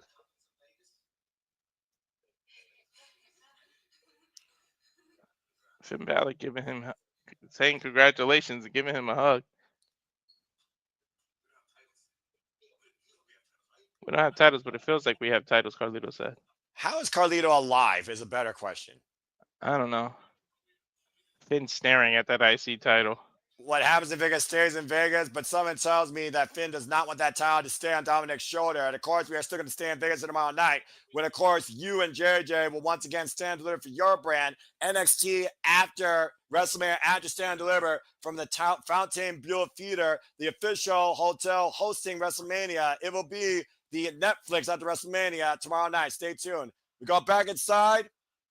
And I was talking about champions earlier. She is not the third wheel. She is the most dominant. She is the genius of the sky.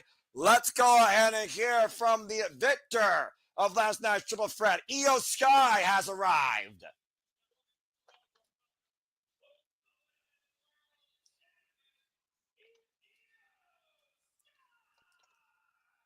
Unlike Naomi, Walter, Io Sky is definitely not a third wheel. She is the face of the Monday Night Raw Women's division, getting her WrestleMania moment in front of her family, beating two of the best that WWE has to offer them to find WrestleMania for years.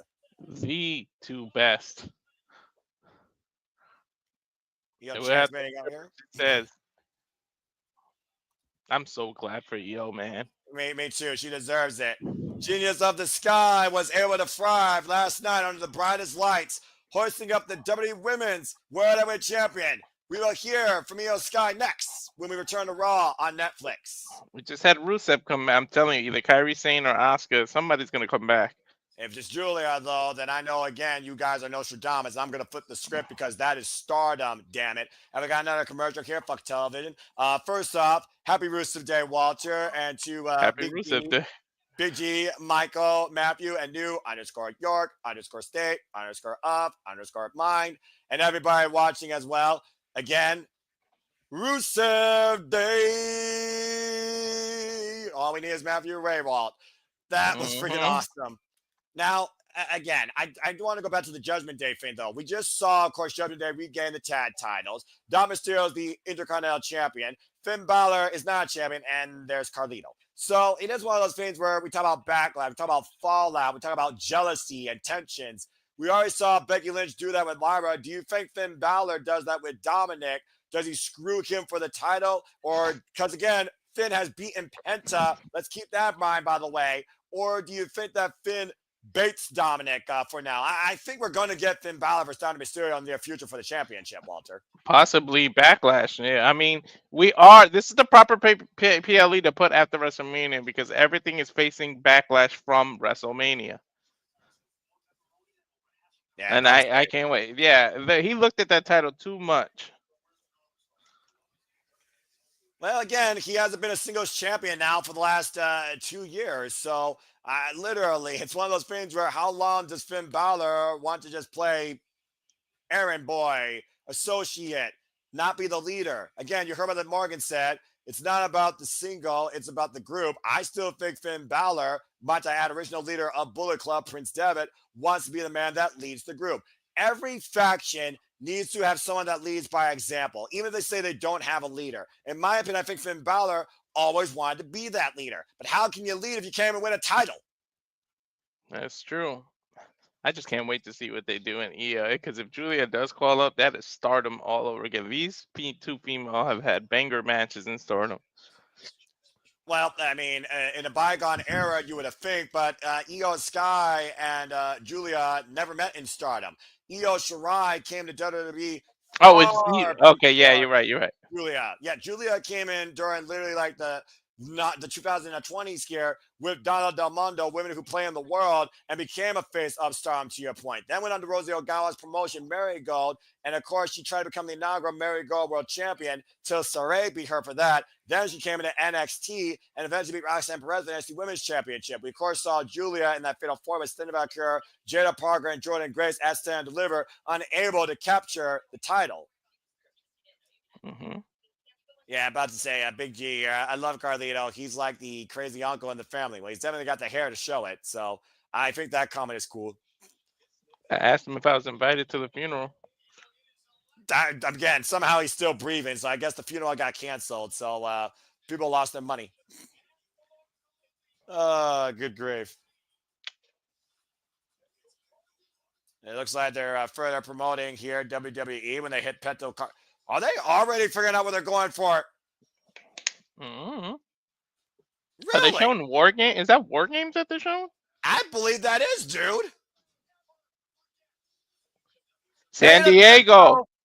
Survivor Series San Diego. Oh my God! Are you serious, bro? I'm like a few hours away from San Diego when I move. I might have to go. Well, you got till Saturday, November 29th to figure it out. And notice what it says, Walter. Survivor Series San Diego. It does not say Survivor Series War Games. Mm-hmm. Again, Can we get back to some traditional Survivor Series?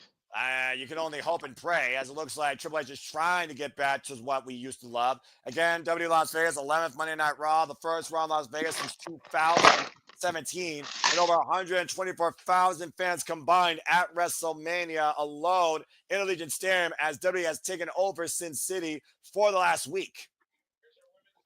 Here's our All right, here we go. champion. Yep, Io Shirai. Oops, I mean Sky. I'm not going to botch you because I still like the real name better, and I always will call her by that. Let's go ahead for the champion. Go ahead, Walter. Doesn't she have a sister, Mayo Shirai, or something like that? I'm not sure. Maybe. She has a sister. I'm pretty sure she does. This is very happy. Last night was the best night of my career. She can't And you help earned it. Yeah, no lies to tell. She earned it. I'm over the moon. Sorry, Cameron Grimes. I beat the best there is. That means I am the best. She's right. Damn How right. can you not cheer for her, dude? Again, so happy. Long overdue. Rhea Ripley tried to forget me. Now she's getting the "you deserve it" chance, which she's well deserved. And she earned it, damn it. Don't cluster her up. Her English is already bad. Hey, she's trying. Two of the best. Rhea Ripley tried to forget me. Bianca Belair tried to forget me. And all of you will never forget me. She's right. I haven't and never will.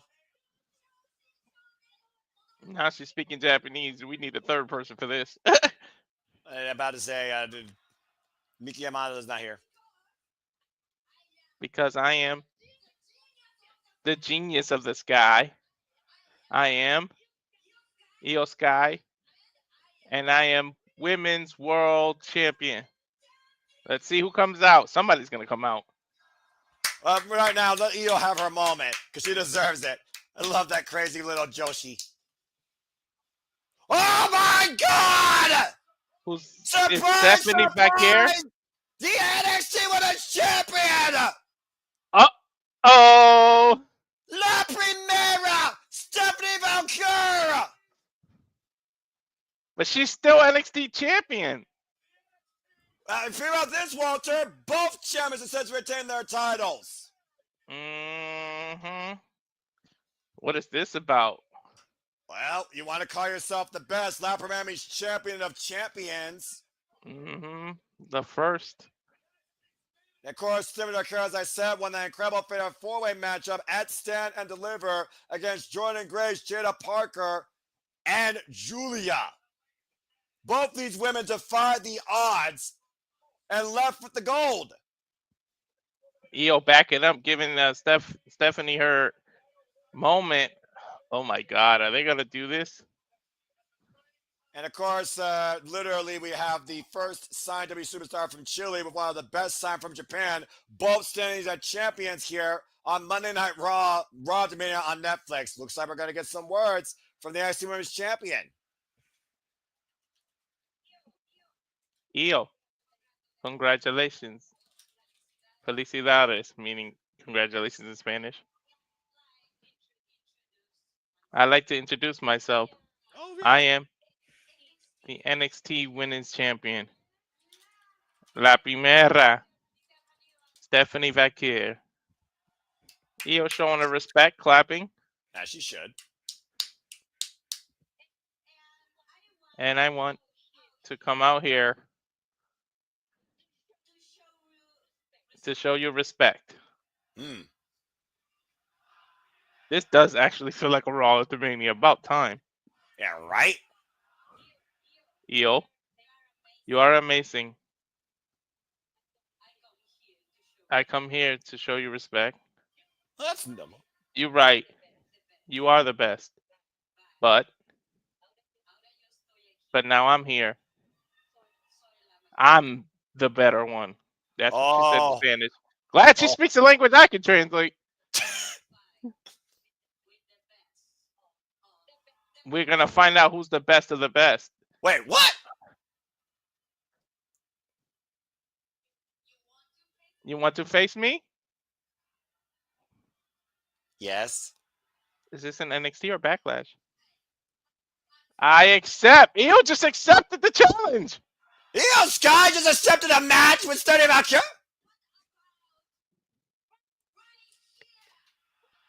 How about right here, right now? Io says. Hell yeah, let's fucking do it! What? Adam Pearce interrupting. Oh, God bless it. Buzzkill.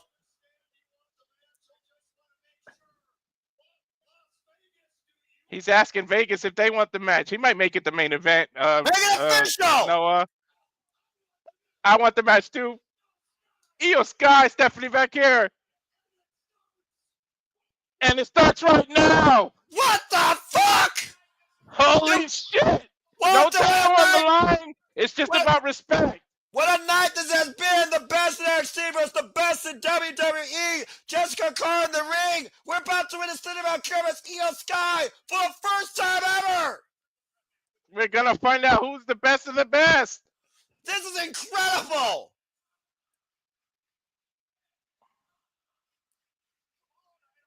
Again, tomorrow night, we know Stephanie Vakir will be involved in NXT. The buildings are underway, and Stephanie Vakir has been confronted by the Prodigy. A handshake of Walter. Here we fucking go, bro. I can't believe it. Kind of a tie-up here in the early going. Of course, both these women defy the odds at their respective stages on the grandest stages of them all, leading their brands. Io Sky, the face of Monday Night Raw. Stephanie Vakir, the face of NXT. Front face lock here by by Stephanie Vakir. I'm all flustered. Io Sky fighting back here, though. I do have to consider this, though, the fact that both these women have been involved in action within the last 48 hours. I wonder if any wear or tear is going to come into play versus the motivation and emotions here. And right now, Stephanie grabbing an ankle. One is coming off a fatal four-way. The other's coming off of a triple threat, so they can't be at 100%. And of course, you can find Stephanie Vakir, Walter Cruz, JJ Williams talking all about their NXT every Tuesday on the CW, 8 p.m. Standard Time. Follow the best women's brand right now in WWE and arguably one of the best women's divisions on the planet. Nice sweep out there. Lara Press gets a 1 count. Stephanie with the sweep out. Now Io with the sweep out. 1 count again. Both women stalemate in the early going. Did you ever? I never thought I would say that. Stephanie versus Io. When the hell did you think that would come out of your mouth? What's the word I'm looking for? Never! Oh, look for that Mystica. Nice escape by Io Sky. Io Sky making history last night, as we talked about. One of the first Joshies to win WrestleMania on the main stage ever. And the second Joshi, I believe, to win WrestleMania history. Went for the Icon. Io Sky hung on to the ropes. Again, both these women so much respect. And of course, they may never face each other, but they know their paths on this journey to get to this point in WWE. Shout out to Stephanie Jessica Carr, by the way, referee, standing switch exchange here. And Io off the ropes again. Stephanie unable to get the O'Connor row as Io holds on. La Primera, Genius of the Sky, the best of the best here tonight. Not title for title, no title on the line. Just two women going at it to find out who's the best. Io showing up again with that single drop kick takes Stephanie down. Mm-hmm. Oh man, let's see how the kiss of the devil. That's Walter. Walter, I swear on everything that's good. Wait! Without Booker T, is it gonna be as effective? Io Sky wipes Stephanie on the outside with the crossbody suicida. I might have to become Booker T. Oh Jesus! And right now, Stephanie Valkyrie up and around the slides in the ring, catches him with a kick. Stephanie fall again, up and over. In the Tompkins area. Avoids certain destruction. Now up on the barricade. Crossbody wipes Io Sky on the outside. Again, this is only the second bout of the night, and we get NXT's best versus Raw's best. As this Raw After continues, giving us all the surprises on Netflix. Fuck television. Commercial break. We continue more after this. This is why WWE didn't put anything on their social medias to get you with surprise after surprise after surprise. Fucking Rusev showed up. And now we got Stephanie Valkyrie and Io Sky going one-on-one, and it's not even Survivor Series. But to Big G's point, what I said earlier, Survivor Series is back this year, San Diego, and it does not have War Games on the banner. Yet. This is crazy. Everyone talking about right now, of course, Io and Stephanie. And Big G also talking about how Paige had a WrestleMania moment. That's very true as well. Best out of the UK. Again, this has been the first time I truly feel like we're feeling Raw after WrestleMania for years. Big G letting you know he went to your channel so that he showed all of us love. Big G, I love you, brother. Again, I'm happy to use my channel to help my friends. At the end of the day, it's not about me. It's about wrestling. But if it helps my friends, then go for it. I mean, I just love doing this stuff and encouraging a positive outlook for all things wrestling. It's a fit with the holy shit, Matthew with the let's freaking go. And again, follow the baller. If anyone needs to be followed, it's Walter Cruz. It's bad for wrestling. It's the baller Big G. Well, we got a commercial break. I'm going to do this as the intermission. Don't be a dickhead. Subscribe today. Become a friend of the newest member of the Survivor Studios family, Batty for Wrestling. Follow her there on YouTube and on the X for all your watch-alongs and fun reactions and content. Zack Sabre Jr., New Japan Pro Wrestling, and all Elite Wrestling. And thank you again to Ash, our Canadian friend, for allowing us to use her channel for these watch-alongs during this WrestleMania weekend. Now, while you might become Booker T here very shortly, Walter, why don't you go ahead and plug yourself real quick with someone else that you're very fond of? Mamacita, Rage of Wrestling. The at Rage of Wrestling YouTube channel, Walter.Cruz.940. X at Walter Alex Cruz. And of course, the gaming Twitch SRS 1983.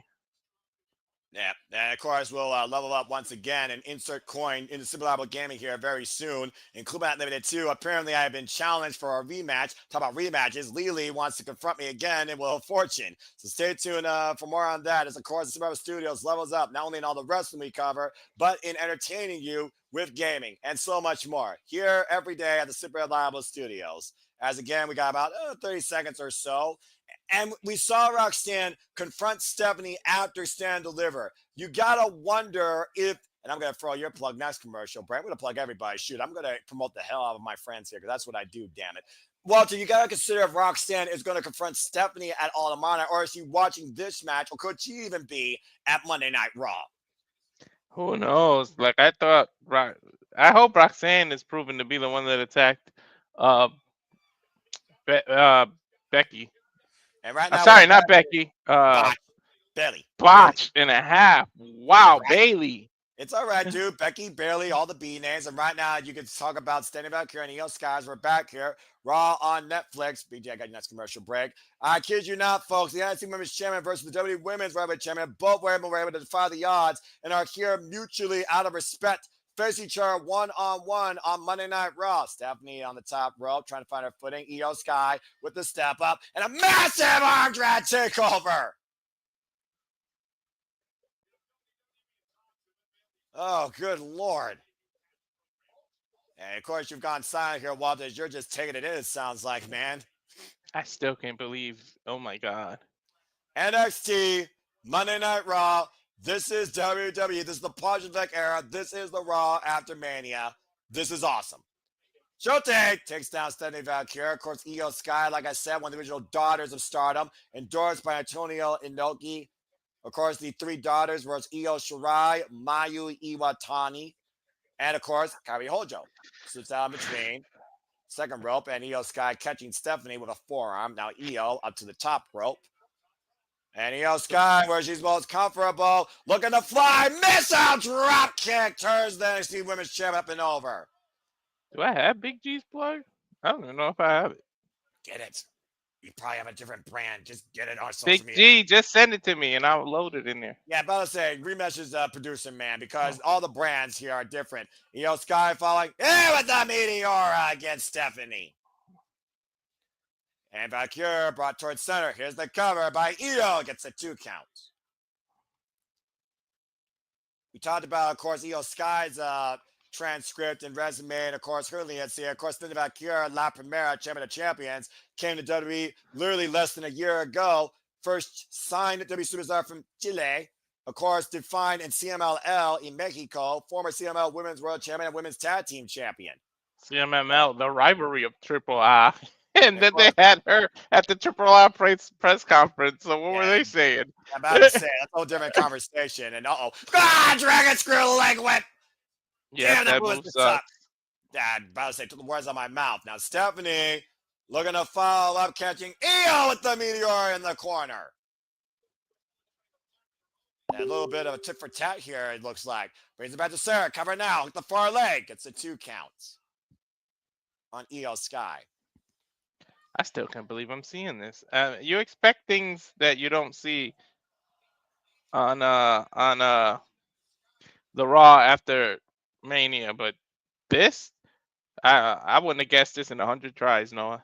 Yeah, I'm about to say this is the opposite of Backlash. This is respect, of course, becoming Backlash Saturday, May 10th, where it looks like now we might get Becca versus Lyra and Reigns versus John Cena. Both went for the kick. Cazador rolled through. Io Sky double stop to Stephanie Valkyrie. And cover. Put the near leg. Back press. 2 count only. Talk about knocking the wind out of your opponent. All the forward fours of Io Sky into the sternum of Stephanie Valkyrie. Mm-hmm. This is wild. That's still. Oh my god! I can tell by your silence, dude. I want to talk more, and I want to hear you, but you are literally flabbergasted. You are stunned. You are experiencing what truly should be the building marquee. Raw After Mania, jawbreaker by Stephanie Valkyrie, and a super kick catches Io Sky. If they keep it up, and once this next generation of women go up to the main roster WWE will finally have an equal opportunity to say that they're the best in the division. I know what's coming. Here's your the devil's kiss.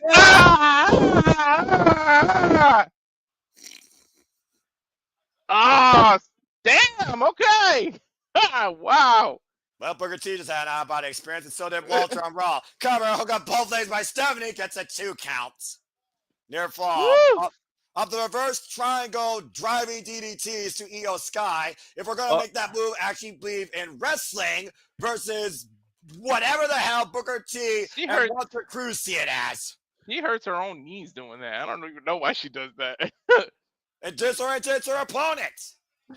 I tell you what, Jerry Lawler, thank goodness you're not on Raw anymore, because you definitely would have suffered another heart attack. Looking for the STP, gets the midship of Io Sky, sunset flip, Stephanie taking over, cover. Didn't even get a 1. Now Stephanie up and around. La Mystica, no, Io Sky, reversal, roller bridge, and cover. Oh, man. Dude, the transition to be able to catch her to roll her up. I thought she was going to go for La Mystica, the armbar takedown into the crossface, and to your point, she turned it literally into a roll-up and used her body as a bridge for a matchbook cover. Got a near fall out of it. But Io Sky got her hook. Suplex. Jeez. Turned it into a backbreaker. Backbreaker over the knee, shoots the half. Cover with the far leg. Kick out 2 by Stephanie. Wait, what does this say? If Io beats her, does she get to become a double champion and gets to fight for the NXT title? And vice versa? If Stephanie beats her at the end of the day, is it just, I'm better than you, or do we get a title for title eventually? It's one of those things, Walter, when you hold yourself up to be the best and you literally challenge even a champion out of respect, you still have to have eyes on the prize. So it would not surprise me if either of these two would have that in mind with a victory over the other tonight. Back elbow strike. You told yourself, La Primera, champion of champions. You can't call yourself that if there's a champion better than you in your own opinion. Oh! Who's already? She's just coming off being a double champ. Then Io Sky, standing waist lock switch, German suplex release. Ouch. Dumps her on her head. Yeah, literally. And now Stephanie hooking up Io and taking her up and over the German suplex. One good German deserves another. This has been a tremendous exhibition inter-promotion contest within WWE with two of the best right now in that ring with Io Sky standing back here on hand. Raw After Mania here on Netflix. There's at least 12,000 people on their feet. 19,000. They're sold out there. Of course, the 19. T-Mobile Arena. Yep, jam to the Raptors, dude. I thought I was being modest saying 12. It's freaking 19. Crowd chanting "Fight Forever" as Stephanie right now looks to ascend to the top rope. Showtime by Io Sky. Rock Slop Primera, though. Shout out to Jushin Thunder Liger. Mm-hmm. Io Sky right now looking to hook Stephanie, possibly for an avalanche Spanish fly. Spanish fly. Territory now. Io up there, Stephanie up there as well. Oh my goodness! Spanish fly, but I think Io hit her own forehead on the ground. I would love to take a replay of that. And again, right now, overhead shot, the crowd on their feet right now as both these crowd bosses are down. To your point, Walter, look at the Watch her replay. forehead. Watch her forehead, Noah. Ooh. She might have knocked herself out. Crowd chants coming out here for both Io and Stephanie. Io right now, of course, representing Monday Night Raw. Well, she wouldn't be the genius. She wouldn't be the genius of the sky if she didn't fly, right? Exactly. Also, she's crazy, as we know. She'll drop on somebody like a kamikaze. Both women back to their feet. Mean to say, oh, wait a minute! Roxanne Perez. The Prodigy! Just wiped out Io Sky. This match has been thrown out. Disqualification. Stephanie looking at her like, "Get to us. What are you doing?" Well, remember, literally Stephanie and Roxanne weren't supposed to. Julia! The former NXT Women's Champion! Don't tell me Julia and Roxanne are a unit! Well, both women aren't champions right now. And Julia's attacking Io while Roxanne's attacking Stephanie. What the hell's happening here? Player, holla, holla. This might get turned into a tag title match. Oh, shit. Or not tag title, but tag team match. What is that? You want to talk about bitter women, Walter? Here comes Mommy. The Eradicator. Rhea Ripley. Manhandling Perez. That's put it politely. Oh, and a headbutt to Roxanne. And Julia? Oh, boy. I kind of like this new look for the heel Julia. Brutality versus beautiful madness. What prevails here? You see Rhea still sporting a black eye from last night. That's she got clobbered by Bianca, dude. I saw it again. Whew. Look at this face-off here with the Top Ganjin and the Eradicator. Japan versus Australia. Julia versus Rhea. Julia backing down. Come on. And she ain't gonna give the people what they want. Since Julia came back, she's been after one thing, a championship. And it looks like Roxanne, the very woman she took the title from, both women are out here to prove a point why they should be part of the conversation. If Cora Jade's in the back, we might get a 6-woman tag. Well, to your point, Roxanne left Cora Jade. She said, I don't need her. I'm the prodigy. I'm the one that led the NXT Women's Division. As Rhea led Monday Night Raw with a Io Sky down in the ring. They just teamed together, though, Tuesday. Mommy's still with her eyes on that title. Let's see if she gives it back to Io. Io's got a bloody elbow. I think it's from that Spanish fly. Yeah, I think you're right on the landing there. Dude, you see it? Io Sky looking up at Mommy, who presents Io with that Women's Rabbit Championship. I think I still want this, she told her. She respectfully did it, but she said, I still want this. Well, again, Rhea Ripley knows Io Sky probably better than anybody else on this roster when it comes to how good of an athlete she is. And Io Sky proved 2 years ago Rhea had a match that made her a star. I would argue to say what happened last night with Io and Rhea made Io a star, and Rhea respects that. Hey, Rhea still isn't able to beat Io Sky. Well, She's got to speaking of, get that monkey off her back. well, I don't know what sort of monkey's on CM Punk's back right now, considering he's all alone and was left voiceless. But CM Punk, folks, is in the building, and we will hear soon enough from the Straight Edge Second City Saint.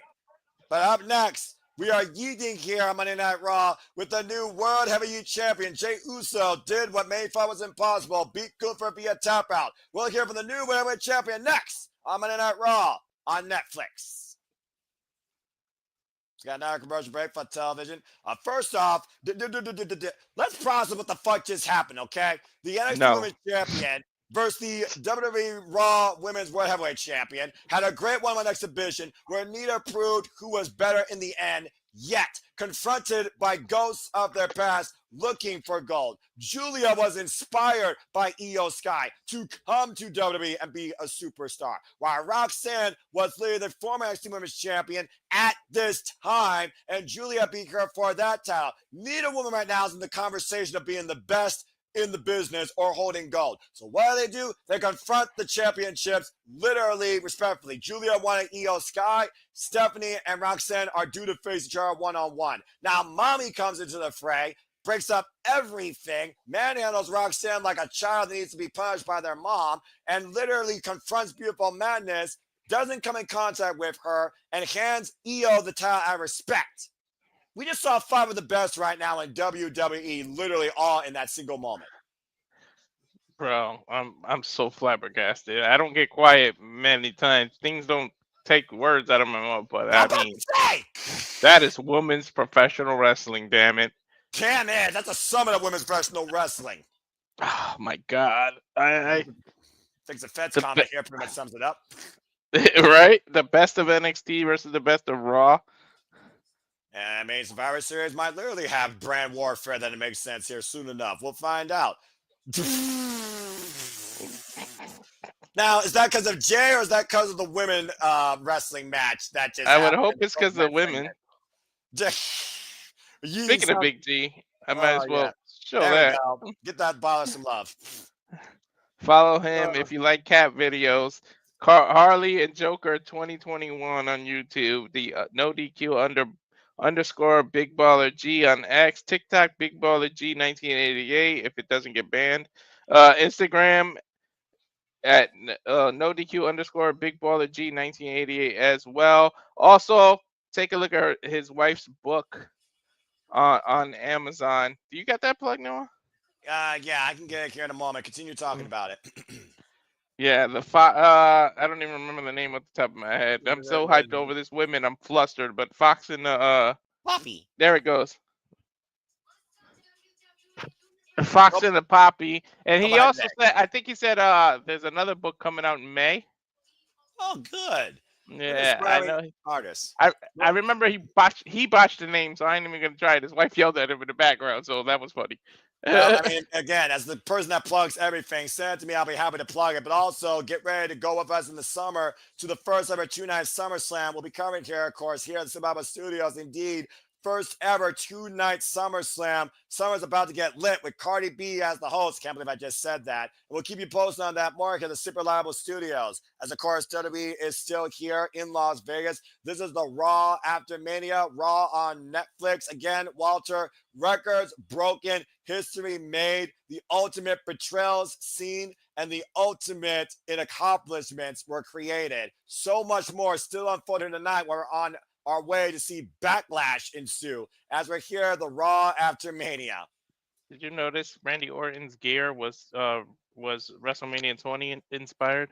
Because it's been 20 years. Yeah, exactly. And speaking of which, do you believe? Because Joe Handy was the man, of course, that confronted Randy Orton in that open challenge.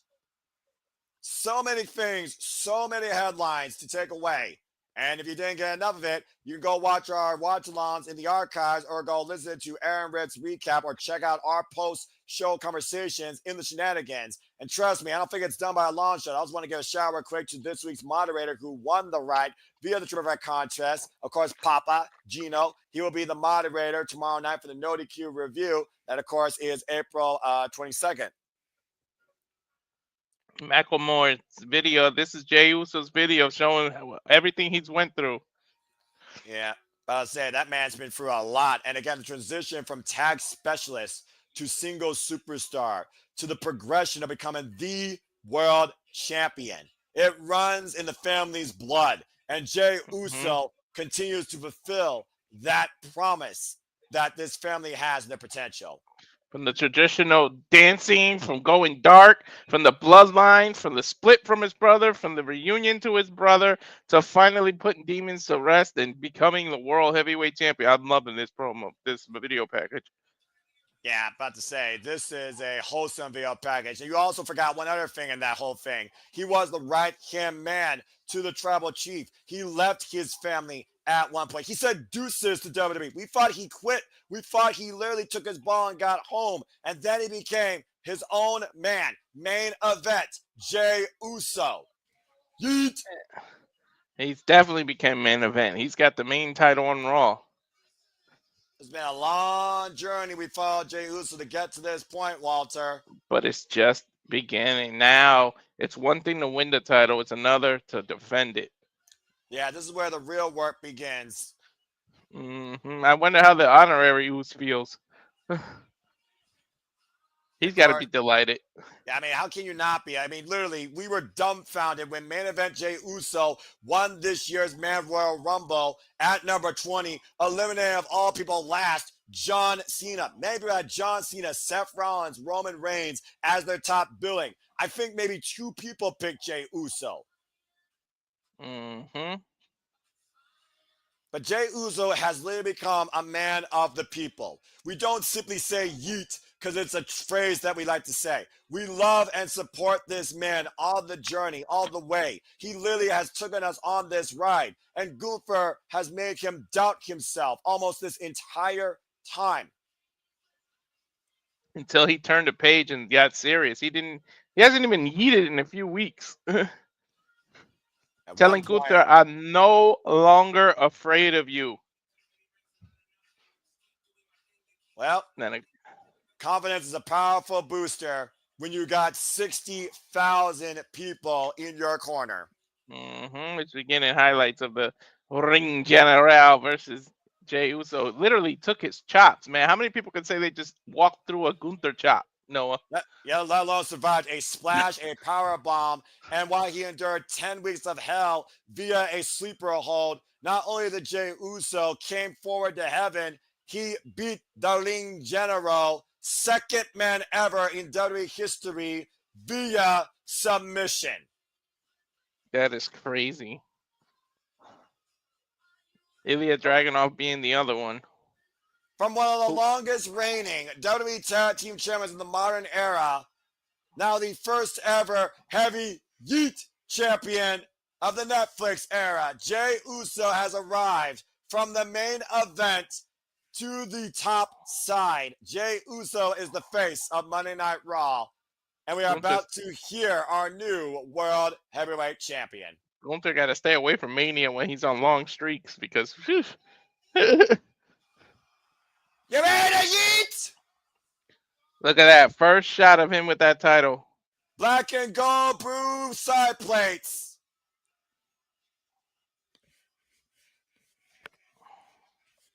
Yeet! That championship was pretty damn good on him, I gotta say. World Yeet Champion. That's the shirt. Heavy Yeet Champion, Walter. He's more than just a splash. He's more than just a spear. He is main event Jey Uso, and he is our new World Heavy Yeet Champion. Entire W Universe welcoming him in embrace as he makes his way through the fans again that have been alongside this entire journey. He bringing a little kid out. Oh, yeeting with him. You gotta love this dude. I don't Truly know a if my man of the arm. people. I don't know if my arms love this though. I'm not gonna lie. Yeah, I'm not gonna keep doing it because my shoulders will start hurting. But I say I'm gonna yeet too hard. Yeah, when you're my age, man, the wrong yeet, and I'm in the bed for 3 days. Put your yeets in the chat, folks. And again, Walter, to your point, for the second year in a row, Gunther came in with gold and then lost it at WrestleMania. Look at that cosplay of Becky Lynch. That girl did a great job. I'm about to say. And of course, Pat McAfee yeeting on the table. Jey Uso is such a down-to-earth guy, too. Mm-hmm. See what he says. Yeet. And you The gotta problem wonder, is, though. yeah, I was gonna say the problem is who's gonna come out and interrupt them because you know somebody's gonna show that they want that title. Well, what were you saying? You gotta wonder what? Yeah, to your point, I was literally going to wonder, Darlene General Gunther, we figure about what happened last year at WrestleMania when he lost the World Heavyweight Intercontinental Championship and set his sights on the World Heavyweight Championship, beating Damian Priest last year at SummerSlam for that title and going on that run for over 220 plus days. Now Dude. Gunther has to be set once again. I know we're getting Orton versus Cena, but before Cena retires, if you can give me Gunther versus Cena for that title, I will. That would be crazy. About to say, dude, this night has already been so damn crazy. It's the reset. It's day one-ish. It's the heavy yeet champion era. Monday Night Raw on Netflix. The Raw after WrestleMania. That title looked good on him. Yeah, Jey Uso knows how to sport gold. I knew I had to stretch before doing this because I was going to yeet more than ever before. Mm-hmm. Yeet! Sin City just became Yeet City. Hell yeah. I love every moment of it. Enjoy it, man. And You Jey deserve Uso, it. I don't think it's hit Jey Uso yet, but being perfectly honest. Definitely deserves it. Let's go ahead and hear from our new heavy yeet champion. I hope he was able to change your mind there, DJ. I think last night on the shenanigans, he is more endorsing Jey Uso because Jey Uso showed not only DJ but the world what he is. Not a catchphrase, but truly the main event. All right, Walter, you know what to do. Let's go ahead and hear from our new heavyweight champion, Yeet. The crowd lets him Uso. get a word in. Of course, I mean, you know, I mean, Jey Uso, he deserves this. I mean, again, you only get one first. Jay finally did it. After four times against the Ninja, fourth time was the charm. He's gonna be lost for words probably. Yeah, I'm about to say. At the yes movement, now I got the yeet movement. Mm-hmm. Both extremely organic. See, can't get a word out. About to say, you know, the moment he says a word, they're just gonna say yeet.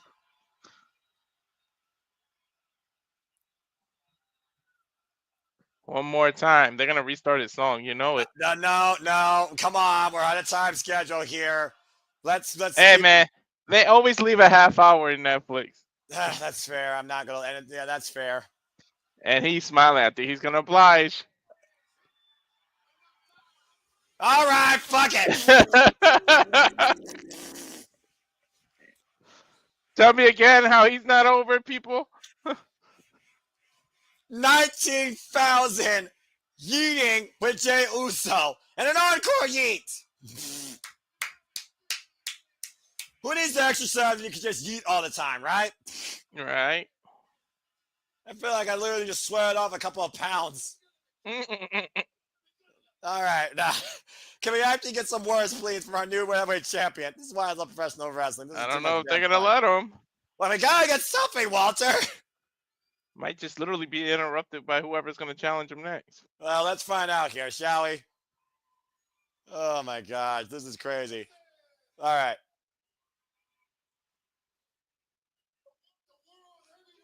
The World Heavyweight Champion is now in your city. There it is. I like how he says in your city versus just saying the city.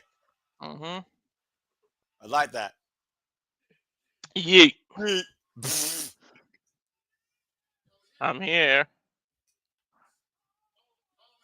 I'm here now. But I've been wanted it since I was a kid. I'm here now. The yeet has become the new what? This is accurate. Those are beautiful side plates. Yeah, I agree. They make the title pop out. Yeah. The road wasn't easy. WrestleMania. I gave it all I had. Damn right you did. It wasn't easy, brother. It's never easy against the ring general. You earn a victory against him. I made him tap. You did. First person in main roster history. You Keep in tapped mind- out. He Yep. tapped out. He Accurate. tapped out. He Accurate. tapped out, Chance. Yep, he didn't pass out. He tapped out. But I want to be the first one to let y'all know. I'm very grateful. And I'm happy to get this on my shoulder. Every week, every day. Put the work in. Put the work in like I got to.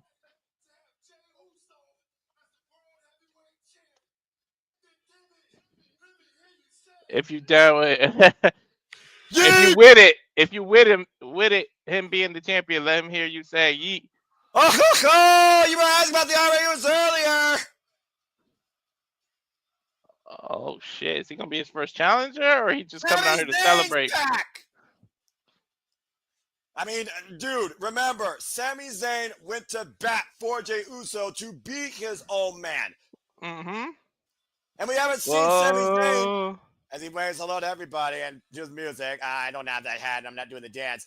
Think about this, Walter. We haven't seen Sami Zayn since he was destroyed in that unsanctioned fight called by JJ Williams and Jeff Meacham at Elimination Chamber.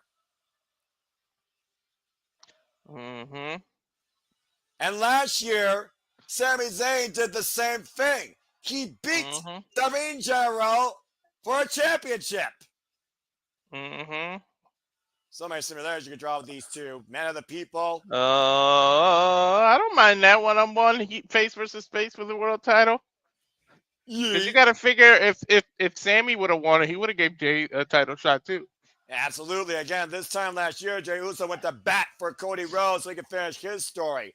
Now Jey Uso has finished his story to become the heavyweight champion for the first time of his career. And Sami Zayn's back here right now. Let's see what Sammy says. This is going to be interesting. I can already tell. This Raw has already been fucking incredible. And that's saying something. You're not going to do the handshake. I would think.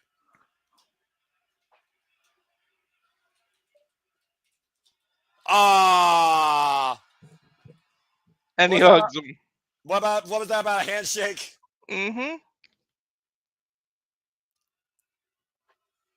Sammy's staring at it. Oh God, Usi chance. Sammy Uso chance.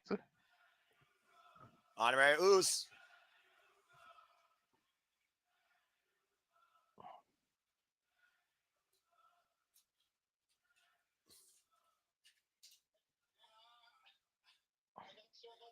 That's fair.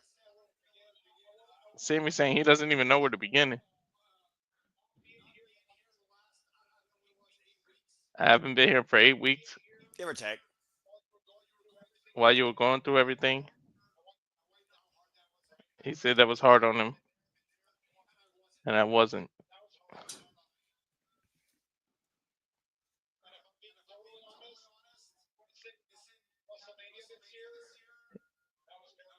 He said, if I'm honest, rinsing WrestleMania this year is hard on me too. I imagine. He said, "You and I are players. We don't do well on the sidelines." He said, "I almost didn't come to Vegas at all, Mm. but he had to. I had to, because I had to make sure that I was the first one to stand in this ring across from you, look you in the eye with that championship on your shoulder, and tell you how proud I am of you. Damn right. You're my brother. You're my oos. I love you, and I'm proud of you, and you deserve that. I know it, you know it, and every person in here deserves it. That you deserve it. I hope you don't go heel on him, man." We had enough heel turns. This should not be a heel turn. This should just be a ring endorsement. This is too damn good right now. Mm-hmm. Two of the biggest baby faces of Monday Night Raw. Mm-hmm. You deserve it, Chance. Ringing in from the 19,000 people.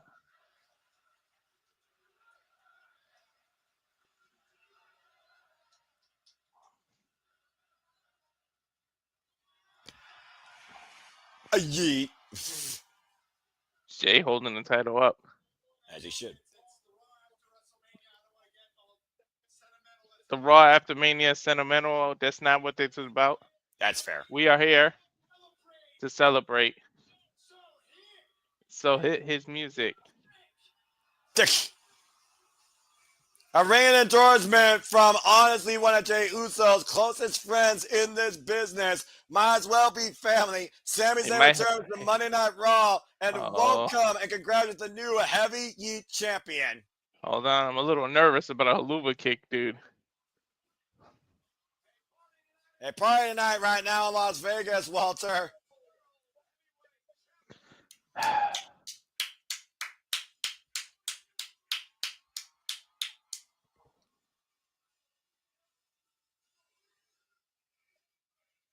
And just watching these two in the opposite corners right now. I think about know what's going to happen, right? Yeet party. Look at that. Look at that friggin' arena. Look at that. Sammy just waiting and staring, though. I'm nervous, Noah. Well, again, Sami Zayn, he's not a champion. Sami Zayn was taken up by Kevin Owens. Jey Uso wasn't there when it happened. What a moment here, though, on Monday Night Raw. You know Sami Zayn will definitely want... Oh, wait a minute! We're not done yet! Who's this? Oh, Jimmy!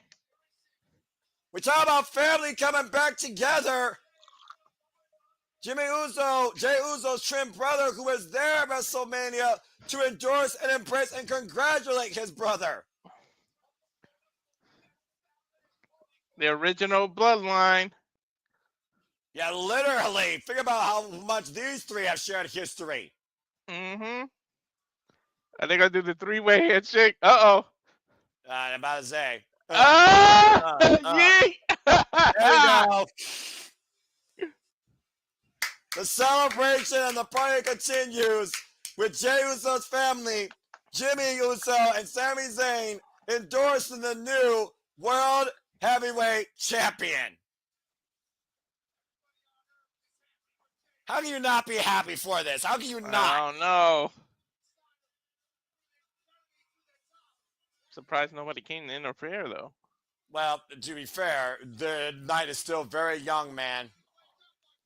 Everybody's goal when you sign a WWE contract is to be the WWE champion or World Heavyweight Champion at this point. Well, again, if you don't want to be number one in this business, get the hell out. Exactly. Just like we say, if you can't find something to watch this week, get the hell out of the fandom. 19,000 having the biggest yeet of their life. Guys, if you go party, please take an Uber, please. No drinking and driving. I don't think eating and driving works either, if we're being perfectly honest. Mm-hmm. Oh, man, what a celebration. No, you're gonna feel that shit in the morning. That's why I stopped eating. I'm a glutton for punishment. You already punished my boy, so I might as well just bring it to my body. It's probably the most exercise I'm going to get all week anyway. Mm, The Pat McAfee's still going. these three are gonna celebrate like a mofo. I'm about to say, imagine they're going to party all night long. Mm-hmm. They Get haven't them a already. bus. Get them a bus. Oh, good grief. And Kathy Kelly, Jackie Redmond, everyone's going to join that yeeting. Mm-hmm. As we bring in the new era after WrestleMania with a new World Heavyweight Champion, Jey Uso. Well, I guess we'll find out soon what's next for him. But until then, it's a party in Vegas. Yeah. Again, as we talked about, first time ever in main roster WWE career, Gunther tapped out. I know that Aaron Britt's going to have his recap, of course, so please stay tuned again, folks. I don't know if he's going to yeet, but please stay tuned. Say, yeah, no DQ has Aaron Britt real recap, Monday Night Raw here tonight, once Raw on Netflix goes off the air. And of course, he perpetually, continues to give you the coverage on Raw, Dynamite, SmackDown every week, and still be a part of the No DQ review. So please say yeah today to No DQ. Mm-hmm. Again, all the stars are out here tonight, Walter. Metro Boomin. My brother King probably knows a thing or two about that, man. Multi-platinum, three-time Grammy-nominated record producer and songwriter. My ass don't. Again, that's my brother King's world right there. Shout out to W Fam. Las Vegas Aces from the WNBA, Chelsea Gray and Kia Stokes. As of course, we talk about the endorsement of women in wrestling, women in sports, leading the business in this industry. There's Chase Briscoe from Full Speed, new season streaming May 7th, only on Netflix. And of course, the stars are all out here tonight, like you are out here in the chat. Again, appreciate all of you, whether you're yeeting or reviewing or just engaging. Good grief. Now they're talking about Logan Paul. It's one of those things we didn't talk about during our little pre-show thing, as the Maverick did go against the phenomenal AJ Styles. Hell of a match, by the way. Didn't he say he was full-time? Because my man don't be showing up like that. Didn't he say I signed a full-time contract? Yeah. Is this last night? Yeah, this is I'm not going to translate this.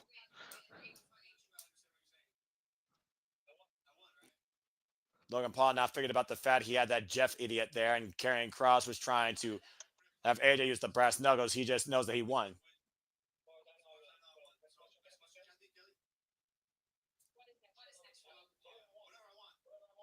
She's saying, ask what's next. He said, whatever I want, whoever I want.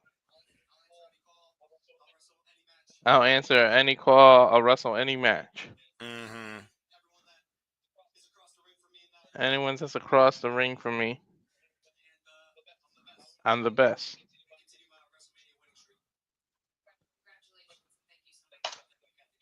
He said, thank you. For a man whose theme says he's humble, he is anything but that. As we go backstage with phenomenal AJ Styles tonight on Monday Night Raw. The best shape of his life. AJ looked good. But he still lost. So let's go ahead and hear what's next for the phenomenal one. NXT, please. He said it's a hard pill to swallow. But Logan Paul plays this game. He said, I was prepared for that. But taking that L. But I'll move on. I'm going to be okay. Part of being phenomenal is being able to bounce back. And here comes Karrion Kross, Noah. Killer Kross. Mm-hmm. He's literally trying to be the puppet master. You see his shirt. Oh, yeah.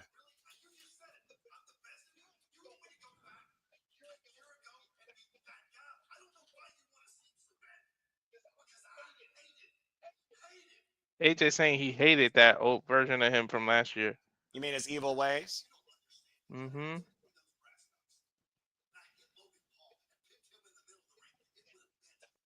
If I hit him and pinned Logan in the middle of the ring, it would have meant nothing, he's saying. Jury's out on that. He told Killer Cross to go solve the problem himself. Maybe he will. Cross coming off that Bloodsport match, man, that was a hell of a match. Yeah, like you said, things have been unreal here in WWE to say the least when it comes to the stories told. Karrion Kross's mentality and Karrion Kross workman, of course, Las Vegas is own, by the way. Lest we forget. Speaking of WWE, it looks like WWE's bringing even more content every week to you. Now on Netflix, a new series, WWE Unreal, apparently coming this summer. What is that?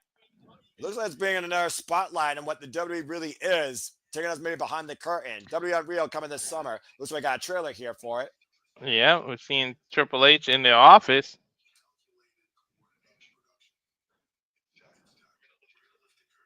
Oh, they're lifting the curtain. They're lifting the curtain?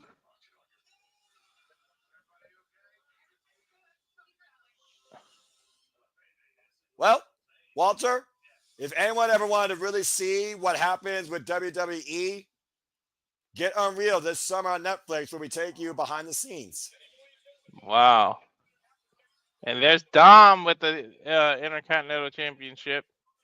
I still think it's unreal that this young man's the Intercontinental Champion. That being said, to your point, Dom Mysterio will be in action. His first defense since winning the Intercontinental Championship comes next as he takes on the unorthodox Zero Fear Penta and Cero Miedo. It's Penta versus Dom Mysterio one-on-one for the Intercontinental Championship next on Raw on Netflix. Ooh, two of the biggest luchas. About to say Lucha Libre and Fuego as we go into another commercial break. Fuck television. Speaking of luchadors, I want to give a shout out to El Renegado de Lucha Libre, who came somehow in the clutch and made his WrestleMania commentary debut with me Saturday night. As of course, we took in the WrestleMania debut, as you ranted about in Spanish, El Grande Americano, who beat Rey Fenix. Unfortunately, Rey Mysterio wasn't able to beat due to injury. El Grande Americano is currently 1-0 at WrestleMania, but he also had a confrontation with El Hijo del Vikingo. As we were talking about also earlier, WWE has acquired a new business acquisition in the Mexican promotion, AAA, where El Hijo del Vikingo was once a AAA Mega Champion, same as Rey Fenix. So, Walter, I pose this to you as we get ready for this Lucha Libre match. Do you think El Grande Americano could possibly go to AAA, maybe become the AAA Mega Champion, and do you see him facing maybe El Hijo del Vikingo in the near future? I told you that they signed this a long time ago, and they were waiting. The whole point of El Grande Americano was to go through all the luchas and luchadores. Yes, he's gonna end up going to triple A. He's gonna have to run that gauntlet until he runs to whoever they feel is the final boss, and then maybe they'll unmask him. But I think he's gonna have to go through that roster, especially if we have that pay-per-view coming the same night as Money in the Bank. Or Yeah. what is it? Is it a special or a pay-per-view? Now I'm forgetting. Worlds Collide to me, I've always looked at as a special. All right, you think about Yeah. specials that were just interpromotional with WWE. Like the last time it really mattered was NXT UK. Now we have NXT and AAA apparently. So jury is still out, but I would still call it a special. But yeah. So that being said, talking about more AAA, El Grande Americano. I mean, you ranted about it. Do you think he earned his WrestleMania moment? Not over Chad Gable, but I mean he did impress. So whatever. We'll see what the future. The future is bright for him. Came out of nowhere, got to bypass NXT, and go to the main roster and get a WrestleMania match. But that's neither here nor there. We'll see. He literally sounds, do mannerisms, has the same body, the same freaking back tattoo as Chad Gable. Although I will say that reverse 450 knee drop was extremely impressive, and I've never seen Chad Gable do that. But mark my words, I will review this conspiracy that freaking El Grande Americano is Chad Gable. JJ cannot argue with me because he is not here. He was not there during that call. I will die on this mountain. I will prove my point. I will solve this case. I will show El Grande Americano is fucking Chad Gable. Damn it! You can rant all you want. It's not what you know. It's what you can prove. Oh, freaking hell. What the? Gunther's out here. And he is pissed. He's asking Michael if he's got something to say to him. Michael saying, "What are you upset at me for?"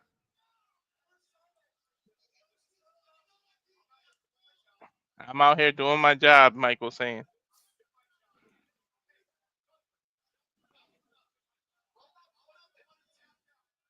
He told Gunther, "I'm not the one that tapped out." Oh boy. And now he pushes Pat McAfee. Oh no! Oh no! Oh my God! Gunther is literally choking out Michael Cole. We need to have Pat McAfee just say Michael Cole for a sleeper hold and just struck Gunther. Gunther has snapped. Pat, you're a commentator. What the fuck just happened? Gunther now has Pat McAfee in the sleeper hold. Gunther is unhinged. Gunther has lost it. We need security out here.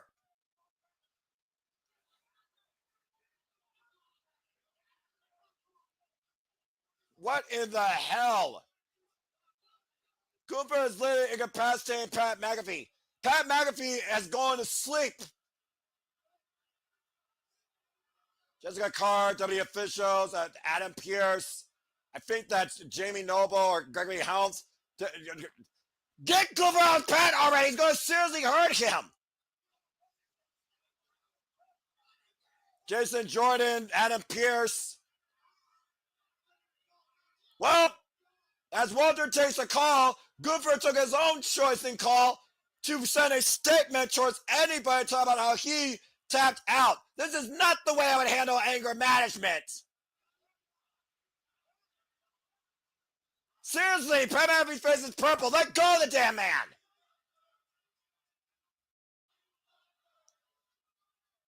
Dadgum.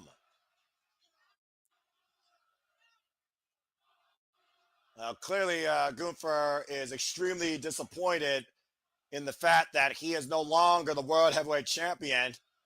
And I think Michael Cole is okay, but we got to get some serious medical attention from Pat McAfee as Adam Pearce is having Gunther literally escorted out of the building.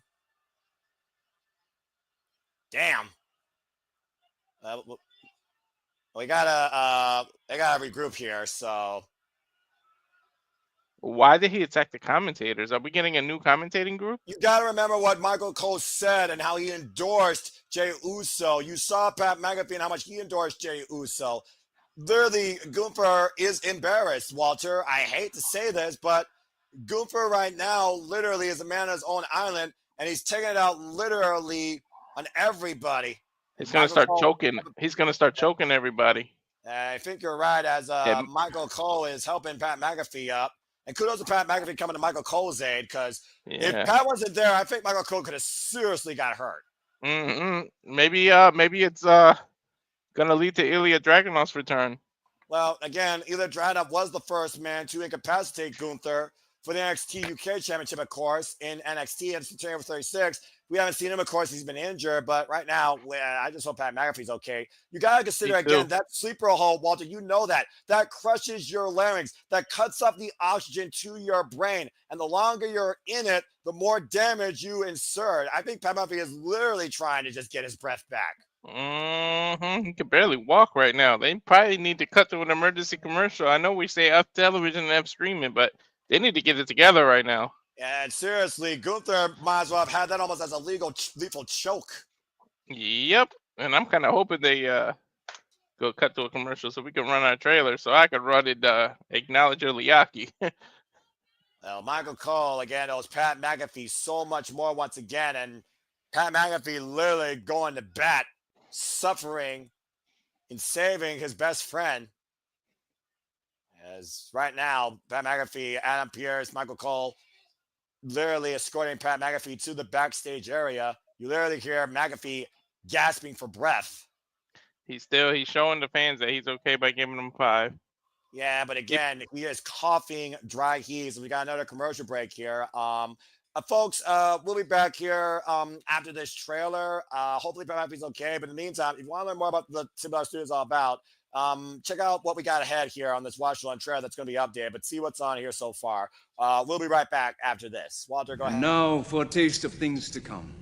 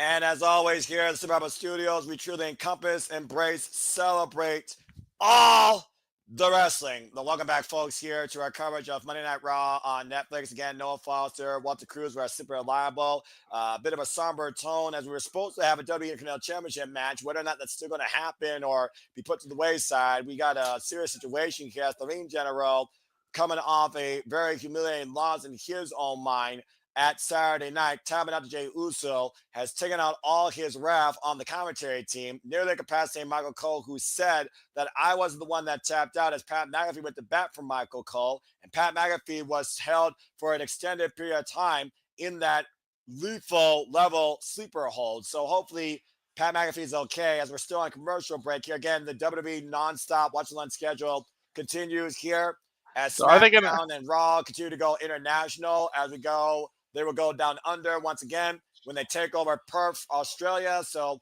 stay tuned for more on that. Walter, I understand the definition of a sore loser, but that's going a little bit too far, I think, in my opinion, attacking a non-full-time in-ring competitor. Maybe that's the next matchup. I'm not sure, but I know. Are we gonna get a match with no commentary? Possibly. Again, we're back from Monday Night Raw, folks. Again, looking back at the replay, Gunther taking out all his rage against Michael Cole. Michael Cole saying, I'm not the one that tapped out. Threw the headset and the glass off him. Pat McAfee coming to air. Michael Cole shoved him as Gunther trapped Michael Cole temporarily in the sleeper hold. Pat McAfee saving his friend. A big forearm shot to the side of the Ring General's head as they went face to face. And then Adam Pearce, WWE officials, were coming down here to try and restore law and order. And Gunther was having none of it as he literally, lethally, I think is the word, lethally grabbed Pat McAfee and trapped him, grapevine his body into a sleeper hold. There you see Pat McAfee's cronies at ringside trying to come to the end of Pat McAfee. At the end of the day, they are fans in attendance. They are not legal in-ring competitors as Gunther literally incapacitated Pat McAfee and has been escorted now out of the building. But Pat McAfee got to be seriously hurt. I believe he's under medical evaluation. I'm already hearing Michael Cole is back on the commentary booth, Walter. Is he gonna have to Joey Styles this? Possibly. It looks like Michael Cole actually is back here, still with Pat McAfee. Pat McAfee just trying to get some air back in his lungs to speak. Still dry heaving, trying to swallow water. It's good to know he's able to still walk on his own 2 feet. Dadgum.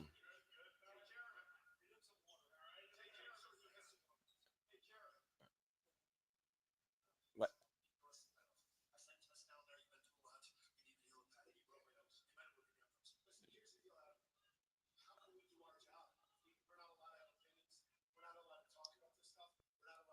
We're not allowed to talk about stuff. Now allowed to have fun. Do our job.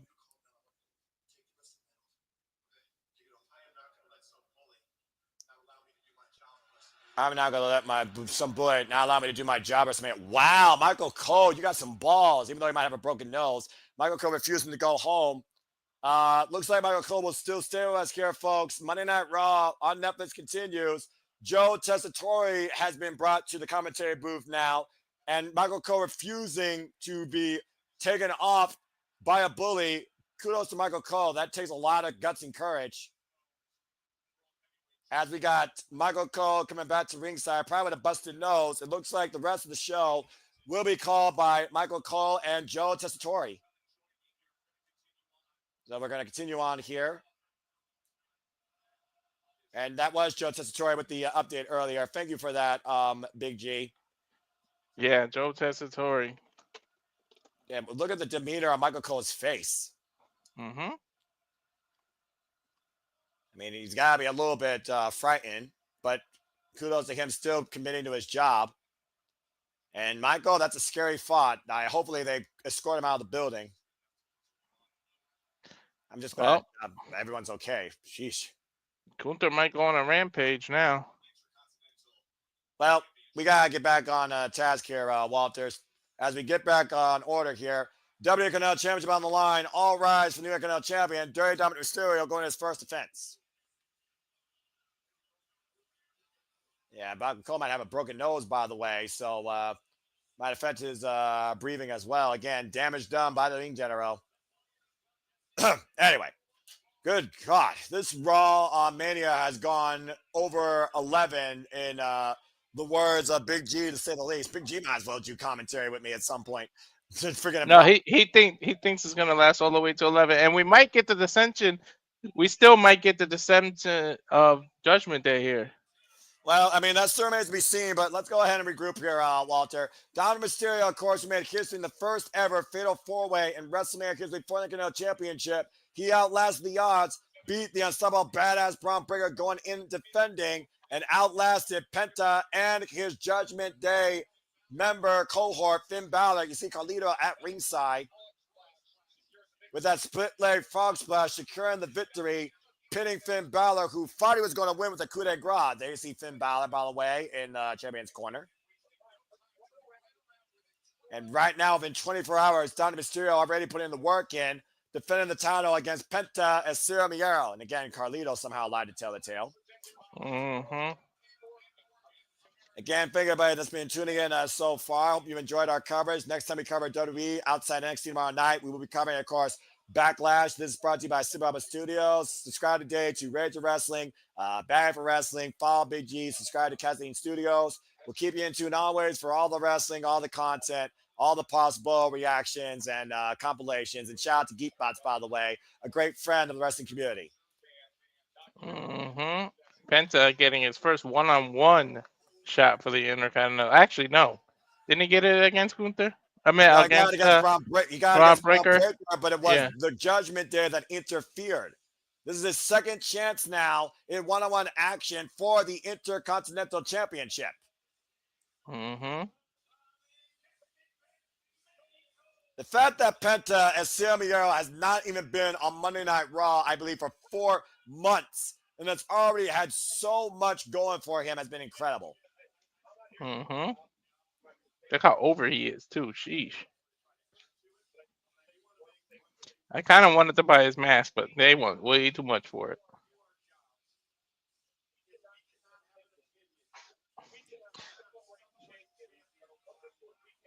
Yeah, Michael Cole, by the way, trying to do his job, but he puts this question out.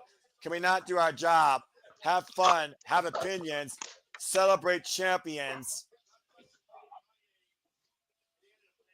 And, of course, talking about how Pat McAfee came to the aid of Michael Cole. It's hard to get it back together, so imagine for us to get it back together. So imagine how Michael Cole feels. You know, it's weird again. In the bygone era, I would have cared less for Michael Cole, but truly you can tell how much of a fan that he is about this. And the fact that he's saying right now he feels threatened that he can't be a fan of what he loves with actions like that by superstars, it is very concerning.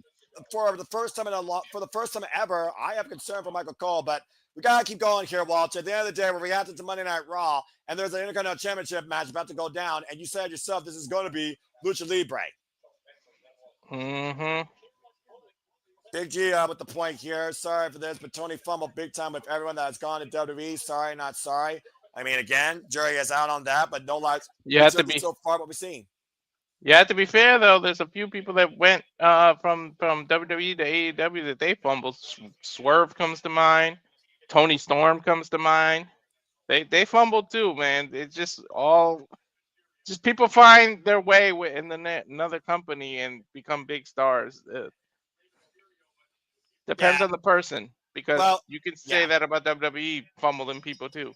Bell rings are underway here for Intercontinental Championship, Walter. And again, it's the problem of the business. It's the nature of the business. When the quantity is more than the quality that you can actually show in your booking, you're going to have that problem. Why you think it's so hard to stay on top? Why you think it's so hard to get a spot? People like Paul Heyman, though, have persistently found a way to keep themselves at the top. And still to come tonight, as we talked about, Paul Heyman and Seth Rollins will be in the building on Monday Night Raw. But anyway, talking about staying on top, Finn Balor is looking to get back to the top. And right now, Dominic Mysterio is at that spot, going to his first title defense here.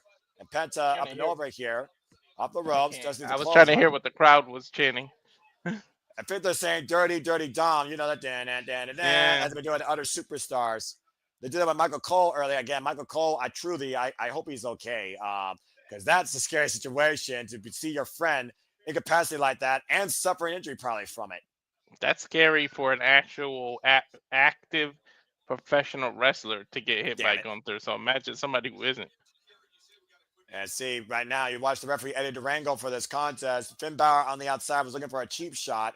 Down to Mysterio taking. looking to follow up. Oof. Notice he took his sweet time. I think he purposely got caught. I'm telling you, Balor's jealous of this title. We're Well, gonna why see the wouldn't you be? Ascension of Judgment Day.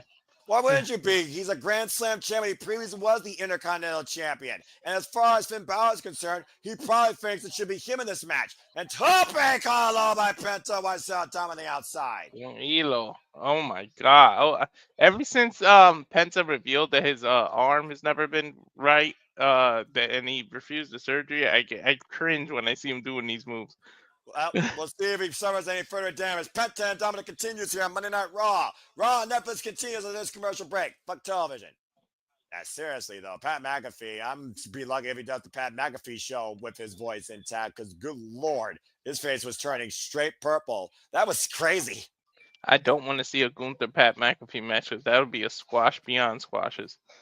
Yeah, about to say, and Michael Cole's lucky he didn't get squashed. But if Michael Cole threatened by the fact that he can't be a fan, but he's still gonna be a professional and do his job, it's still a very touchy combination. And shout out to Joe Tessitore stepping in up, by the way, for the Pat McAfee here, helping to call Monday Night Raw with Michael Cole, where at this point Michael Cole might be tonight's color analyst.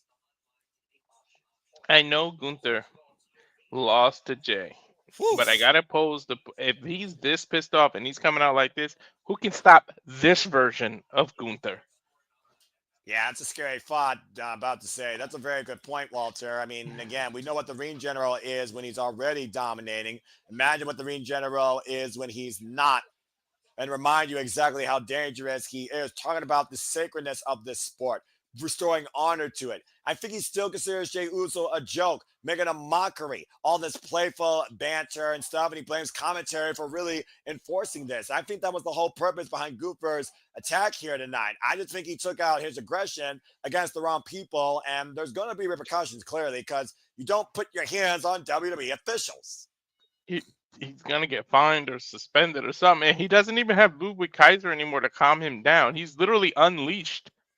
Yeah, Ludwig Kaiser, European Exodus. We haven't seen him since the fall of him and Penta and that street fight in London.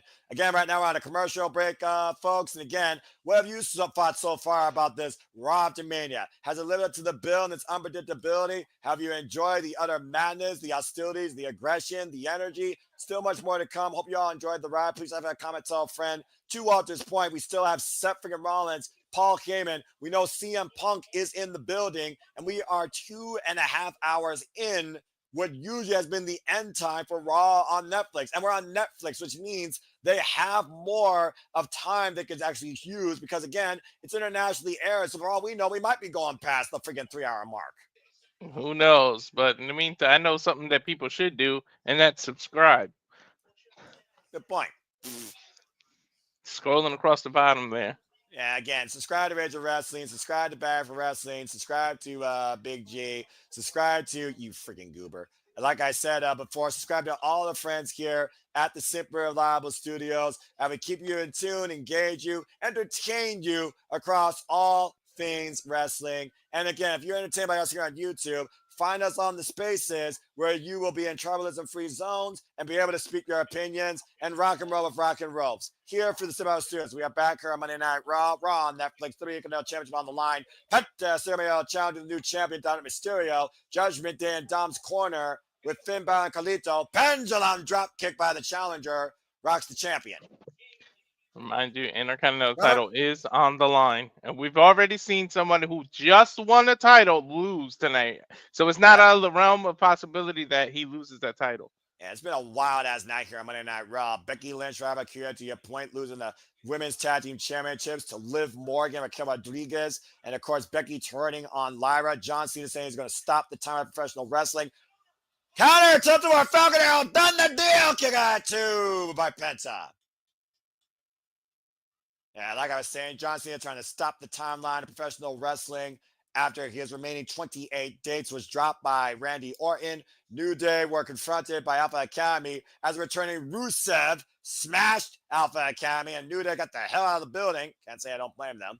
Celebrated the new World Heavyweight Champion. Get to the midsection. Io Sky standing by carrying a match out of respect. Tornado DT out of the corner. Here's the cover by Dom. Hook the far leg off the back press. Gets the 2 count. We saw Mommy Rhea Ripley break up Positive Brutality with Julia, Roxanne, Stephanie, and Io, handing Io the title, but still wants that gold back at some point as he respects the Genius in the Sky. And now we have the Workhorse Championship on the line here. Pent up with the step as a Gary, rocking Dom here in the corner. Set up on the top rope. And right now, Penta looking to send Dominik up and over while Michael Cole still trying to regroup with what just happened to his friend Pat McAfee at the hands of the Mean General Gunther. Might also be working with a broken nose. Oh! Look at that takeover. T. Harris out of the corner. Triangle T. Harris. Try saying that 2 times fast. Oh, and a destroyer! As the turn fades around here in this match, as Dominik, great awareness, rolls to the outside to prevent a cover. For those that don't know, again, Mr. Reliable is Mr. Multitask. He also is still working. That's why he is muted. But again, he is just as much as a valuable, reliable, analytical part of this Watch Along experience, as am I. Always happy to do this with my friends. And now Penta, takes Finn down and turns Finn into Dominik Mysterio. And Finn was trying to come to the aid of Dominik, trying to get him up, it looks like, and might have cost the champion there, it looks like. And now Penta sending the champion back inside the ring, and Penta looking for something big here out of the corner. Carlito, wait a minute, what the hell? Jenny Montana! Jenny Montana's back! Drop kick, back of the head! Dominik Tiger fake kick! Jenny Montana! And the frog splash by Dominik! Cover! Dominik retains!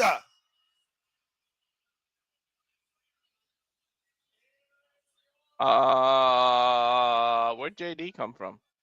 We haven't seen JD since that injury.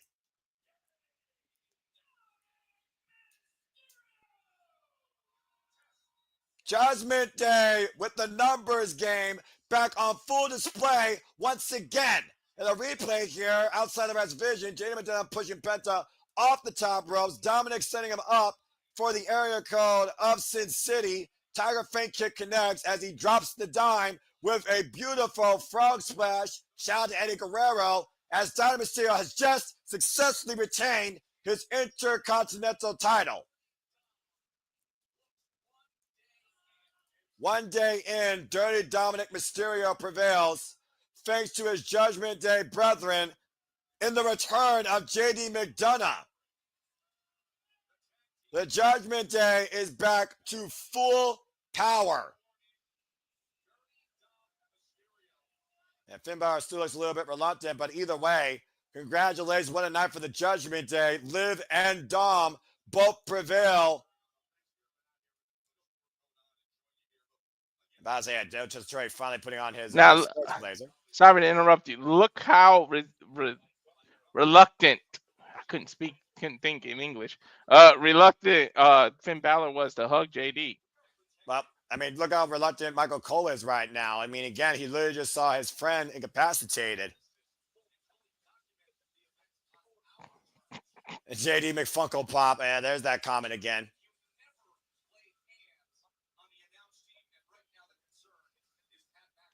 Again, Joe Tessitore talking about the concern for Pat McAfee's well-being. We know Pat McAfee is a crazy son of a bitch, but still, he could take a lot, but that was a lot of punishment. That was ridiculous.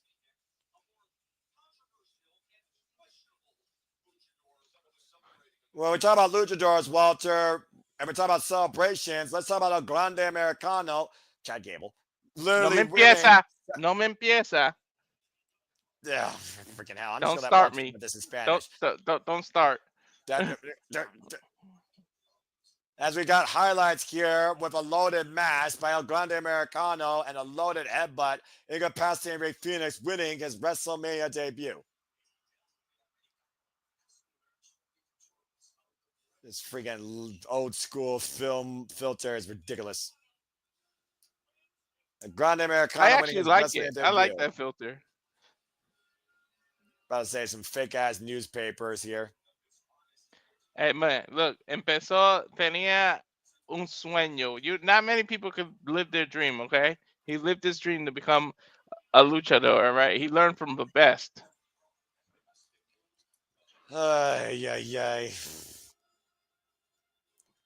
One of these days I will prove what I say. One of these days. Alicia! Fucking hell. Ah. There's the 10. Oh, I like how they can go past. This is the first Netflix that actually passed 10:30 Eastern.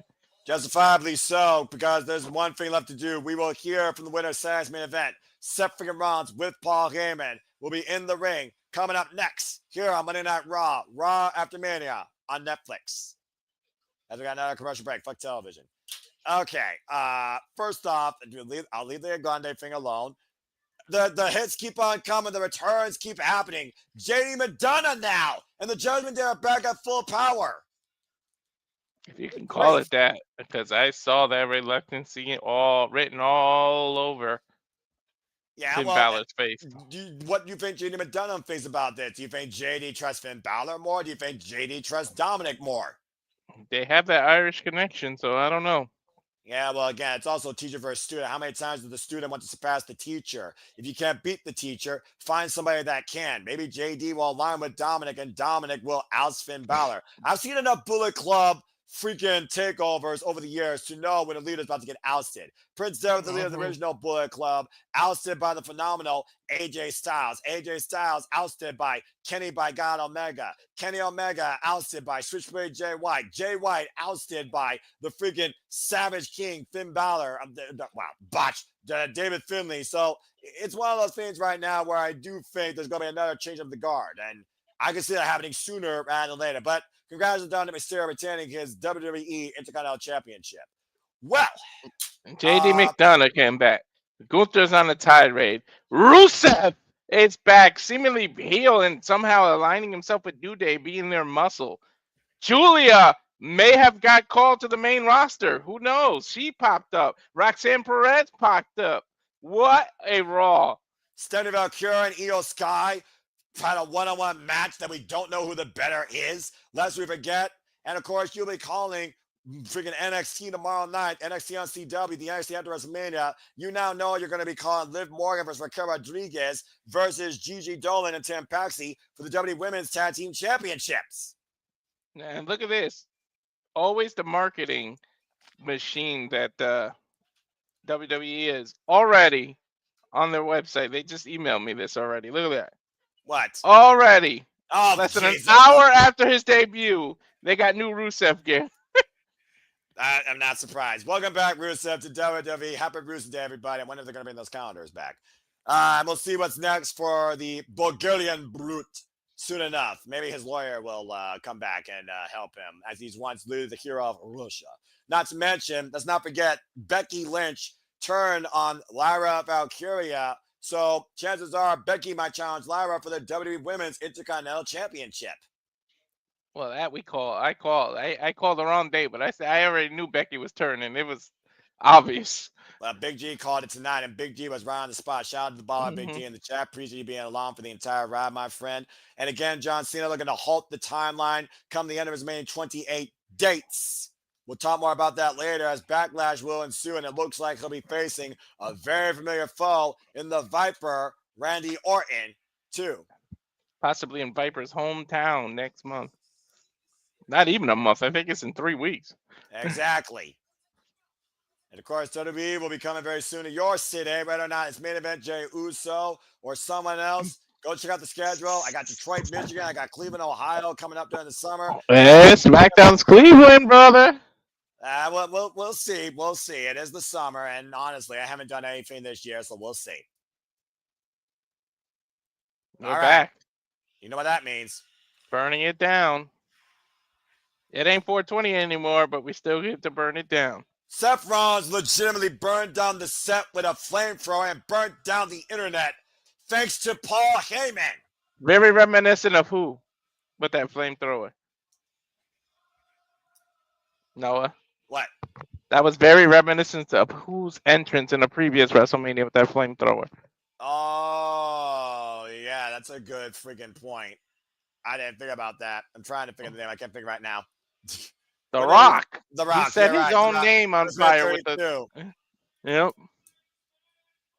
Well, Seth Rollins might have finally put away the past and put away history and put away that cancer he believes that came back to WWE thanks to the betrayal actions of Paul Heyman. Seth Rollins told Paul, now you owe me a favor. Was that favor fulfilled at Saturday, or is it still a favor yet to be delivered?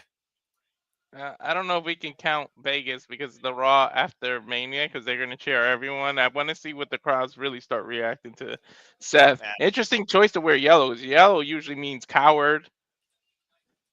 Or, like you said, Dick Tracy, not to put you out there, but that is also a detective. And obviously, Seth Rollins deduced the case that WWE will be better without CM Punk and Roman Reigns. And Paul Heyman must have bought into it. Got the yellow tie to match. Let's see what Paul Heyman says. About to say, it's also one of those things we know that Seth Rollins is a hell of a talker. So I wonder how this alliance with Paul Heyman is going to play out. And truth be told, Seth Rollins, he has been Mr. 24/7, 365 this entire time. He didn't say no lies. Nope. Not at all.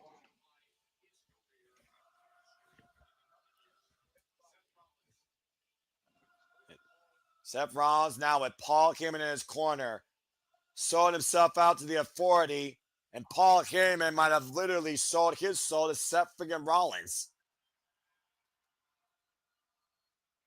Let's go ahead and hear from Saturday night's winner. And remember, Walter, we know CM Punk is in the building. Yeah, but is he more pissed off at Seth or more pissed off at Paul? Well, Paul betrayed him before, so I don't know how much this hits if we not forget his previous life in WWE. But Seth Rollins literally cost CM Punk his dream. He main evented, but he lost. But he wasn't involved in the decision either. Well, let's see if we get the ladies and gentlemen, my name is. Because it seems like Paul's the one with the mic. That's a good thought. That's a good point there. You're absolutely right. Heyman with the microphone and Seth standing in the middle with no mic, taking it all in. Some crowds here, like you said, the most wild crowd, of course, 30 count a year, saying thank you, Seth. 1969 days since OSU beat. Wow, why are you putting sports references up there? Especially when I don't care about my own freaking state sports team because I don't watch football. Paul Heyman passed. Oh, he didn't even give him the proper introduction. He just passed the mic off. Well, again, does Paul Heyman really need to speak? Or does the actions speak for themselves? That's the only thing. Seth is a good mic worker. It doesn't really need anyone to speak for him if we talking about development wise. So it's an unusual alignment. Well, let's find out. Maybe we get some answers here. What this means and how long this was planned. Again, the architect, he built this. Let's see how he defines it. Usually Paul's good for people that don't have the best mic skills.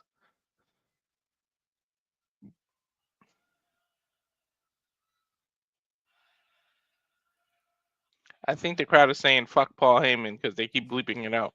That's correct. Also, Netflix, you fucking suck. All right? It's Netflix. You can curse. I was say you got rated R content. Never mind. I'm not even gonna go there. Rated R. They got rated other things content. Yeah, that too, but who gives a shit about that?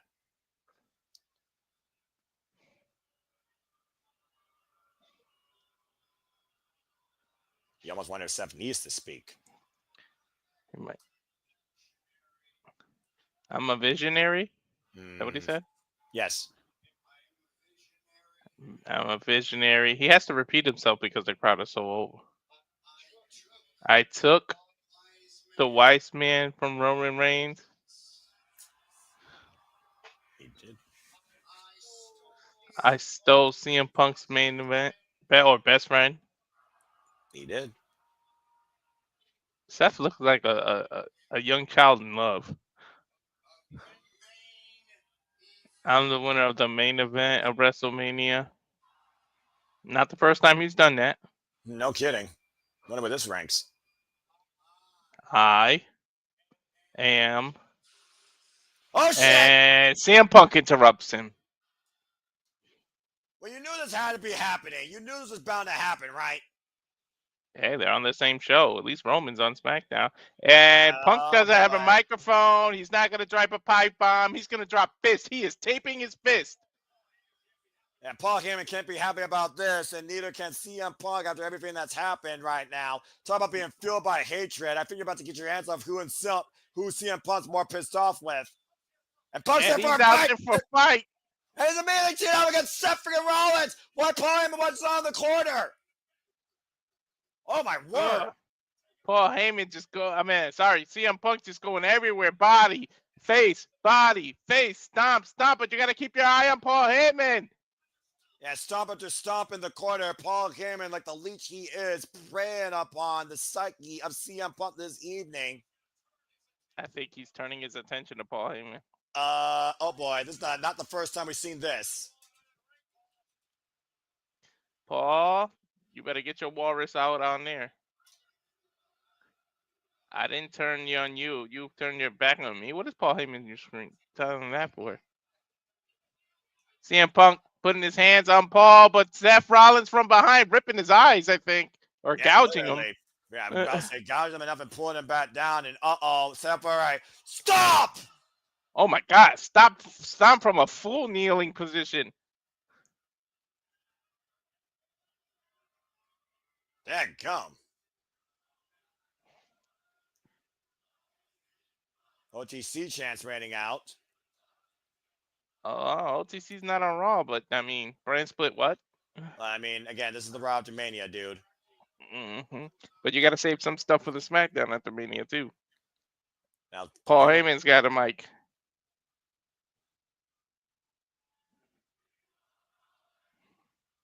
Gotcha, we want Roman.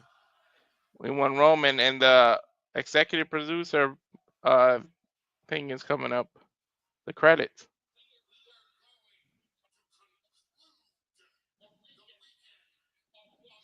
We're going to conclude with the weekend of WrestleMania 41.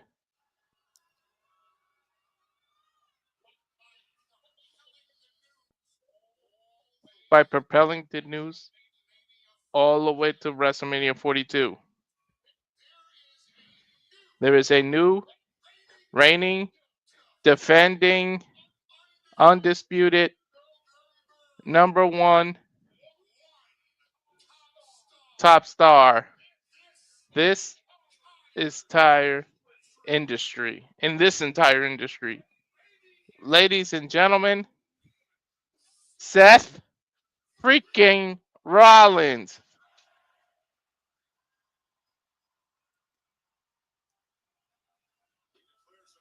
He declares himself officially the latest Paul Heyman guy. Oh, shit! Walter! Roman Reigns! Where is he? See, Seth just threw CM Punk to the outside. Where's Roman? Oh, boy. He's going to come to the crowd. The betrayal of the wise man. Nope. No, he's not, There he dude! is. There he is. Oh, dear God. These two are about to give us one hell of a fight. The original OTC, betrayed by his wise men, pinned by somebody that was once his friend, now his greatest enemy. A new number one versus the one here on Monday Night Raw on Netflix. We're not done yet, people! No. Spear! One of the most emphatic spears I've ever seen! Oh, no. Yep, Heyman is all alone. Superman push the Paul Heyman! My God! He ain't so wise now, is he, Noah? He chose poorly, if you ask Roman Reigns, who is absolutely unhinged tonight. He might have busted. No. He's lining up the spear! Ooh, ah! You can't do that to Paul Heyman! Oh, what the fuck? Oh! Braun Breaker just speared Roman Reigns! You don't think? Braun Breaker can be part of this crew! What? And now he's CM Punk! You gotta be kidding me! Paul Heyman is putting together Braun Breaker and Seth freaking Rollins! Seth just hugged Braun Breaker! Oh my God! Oh my God, Paul Heyman has a squad. Uh-oh. Oh no. Oh my God. Braun Breaker, Iron Roman Reigns on the outside. Oh, an uppercut by Roman to Braun. But he fell. He got speared his ribs a second ago. He's going to spear him through the barricade, isn't he, Noah? I'm about to say, I think you're right, Walter. Look at the distance. Oh, dear Lord. Oh, no. And Braun Breaker running around the wing. Trying to barrier. Spear for Roman through the barricade. Jesus. What the fuck? This may have surpassed last year's Raw After Mania. This really feels like a Raw After Mania finally. Braun Breaker is a Paul Heyman guy. Didn't TJ or somebody say that should happen? Somebody called it on our shenanigans. Yeah, whoever called it, they're Nostradamus themselves. Paul Heyman has once again aligned himself with the top of this business. Paul Heyman has the architect, Seth freaking Rollins, and Braun Breaker. And they literally are taking out Roman Reigns and CM Punk. Cursed off the Punk again by Rollins. Paul Heyman literally has the present and the future of WWE all in one group. And who knows if he's aligned with The Rock on top of that with Cena. Seth freaking Rollins once again with another fan cursed off to Roman Reigns.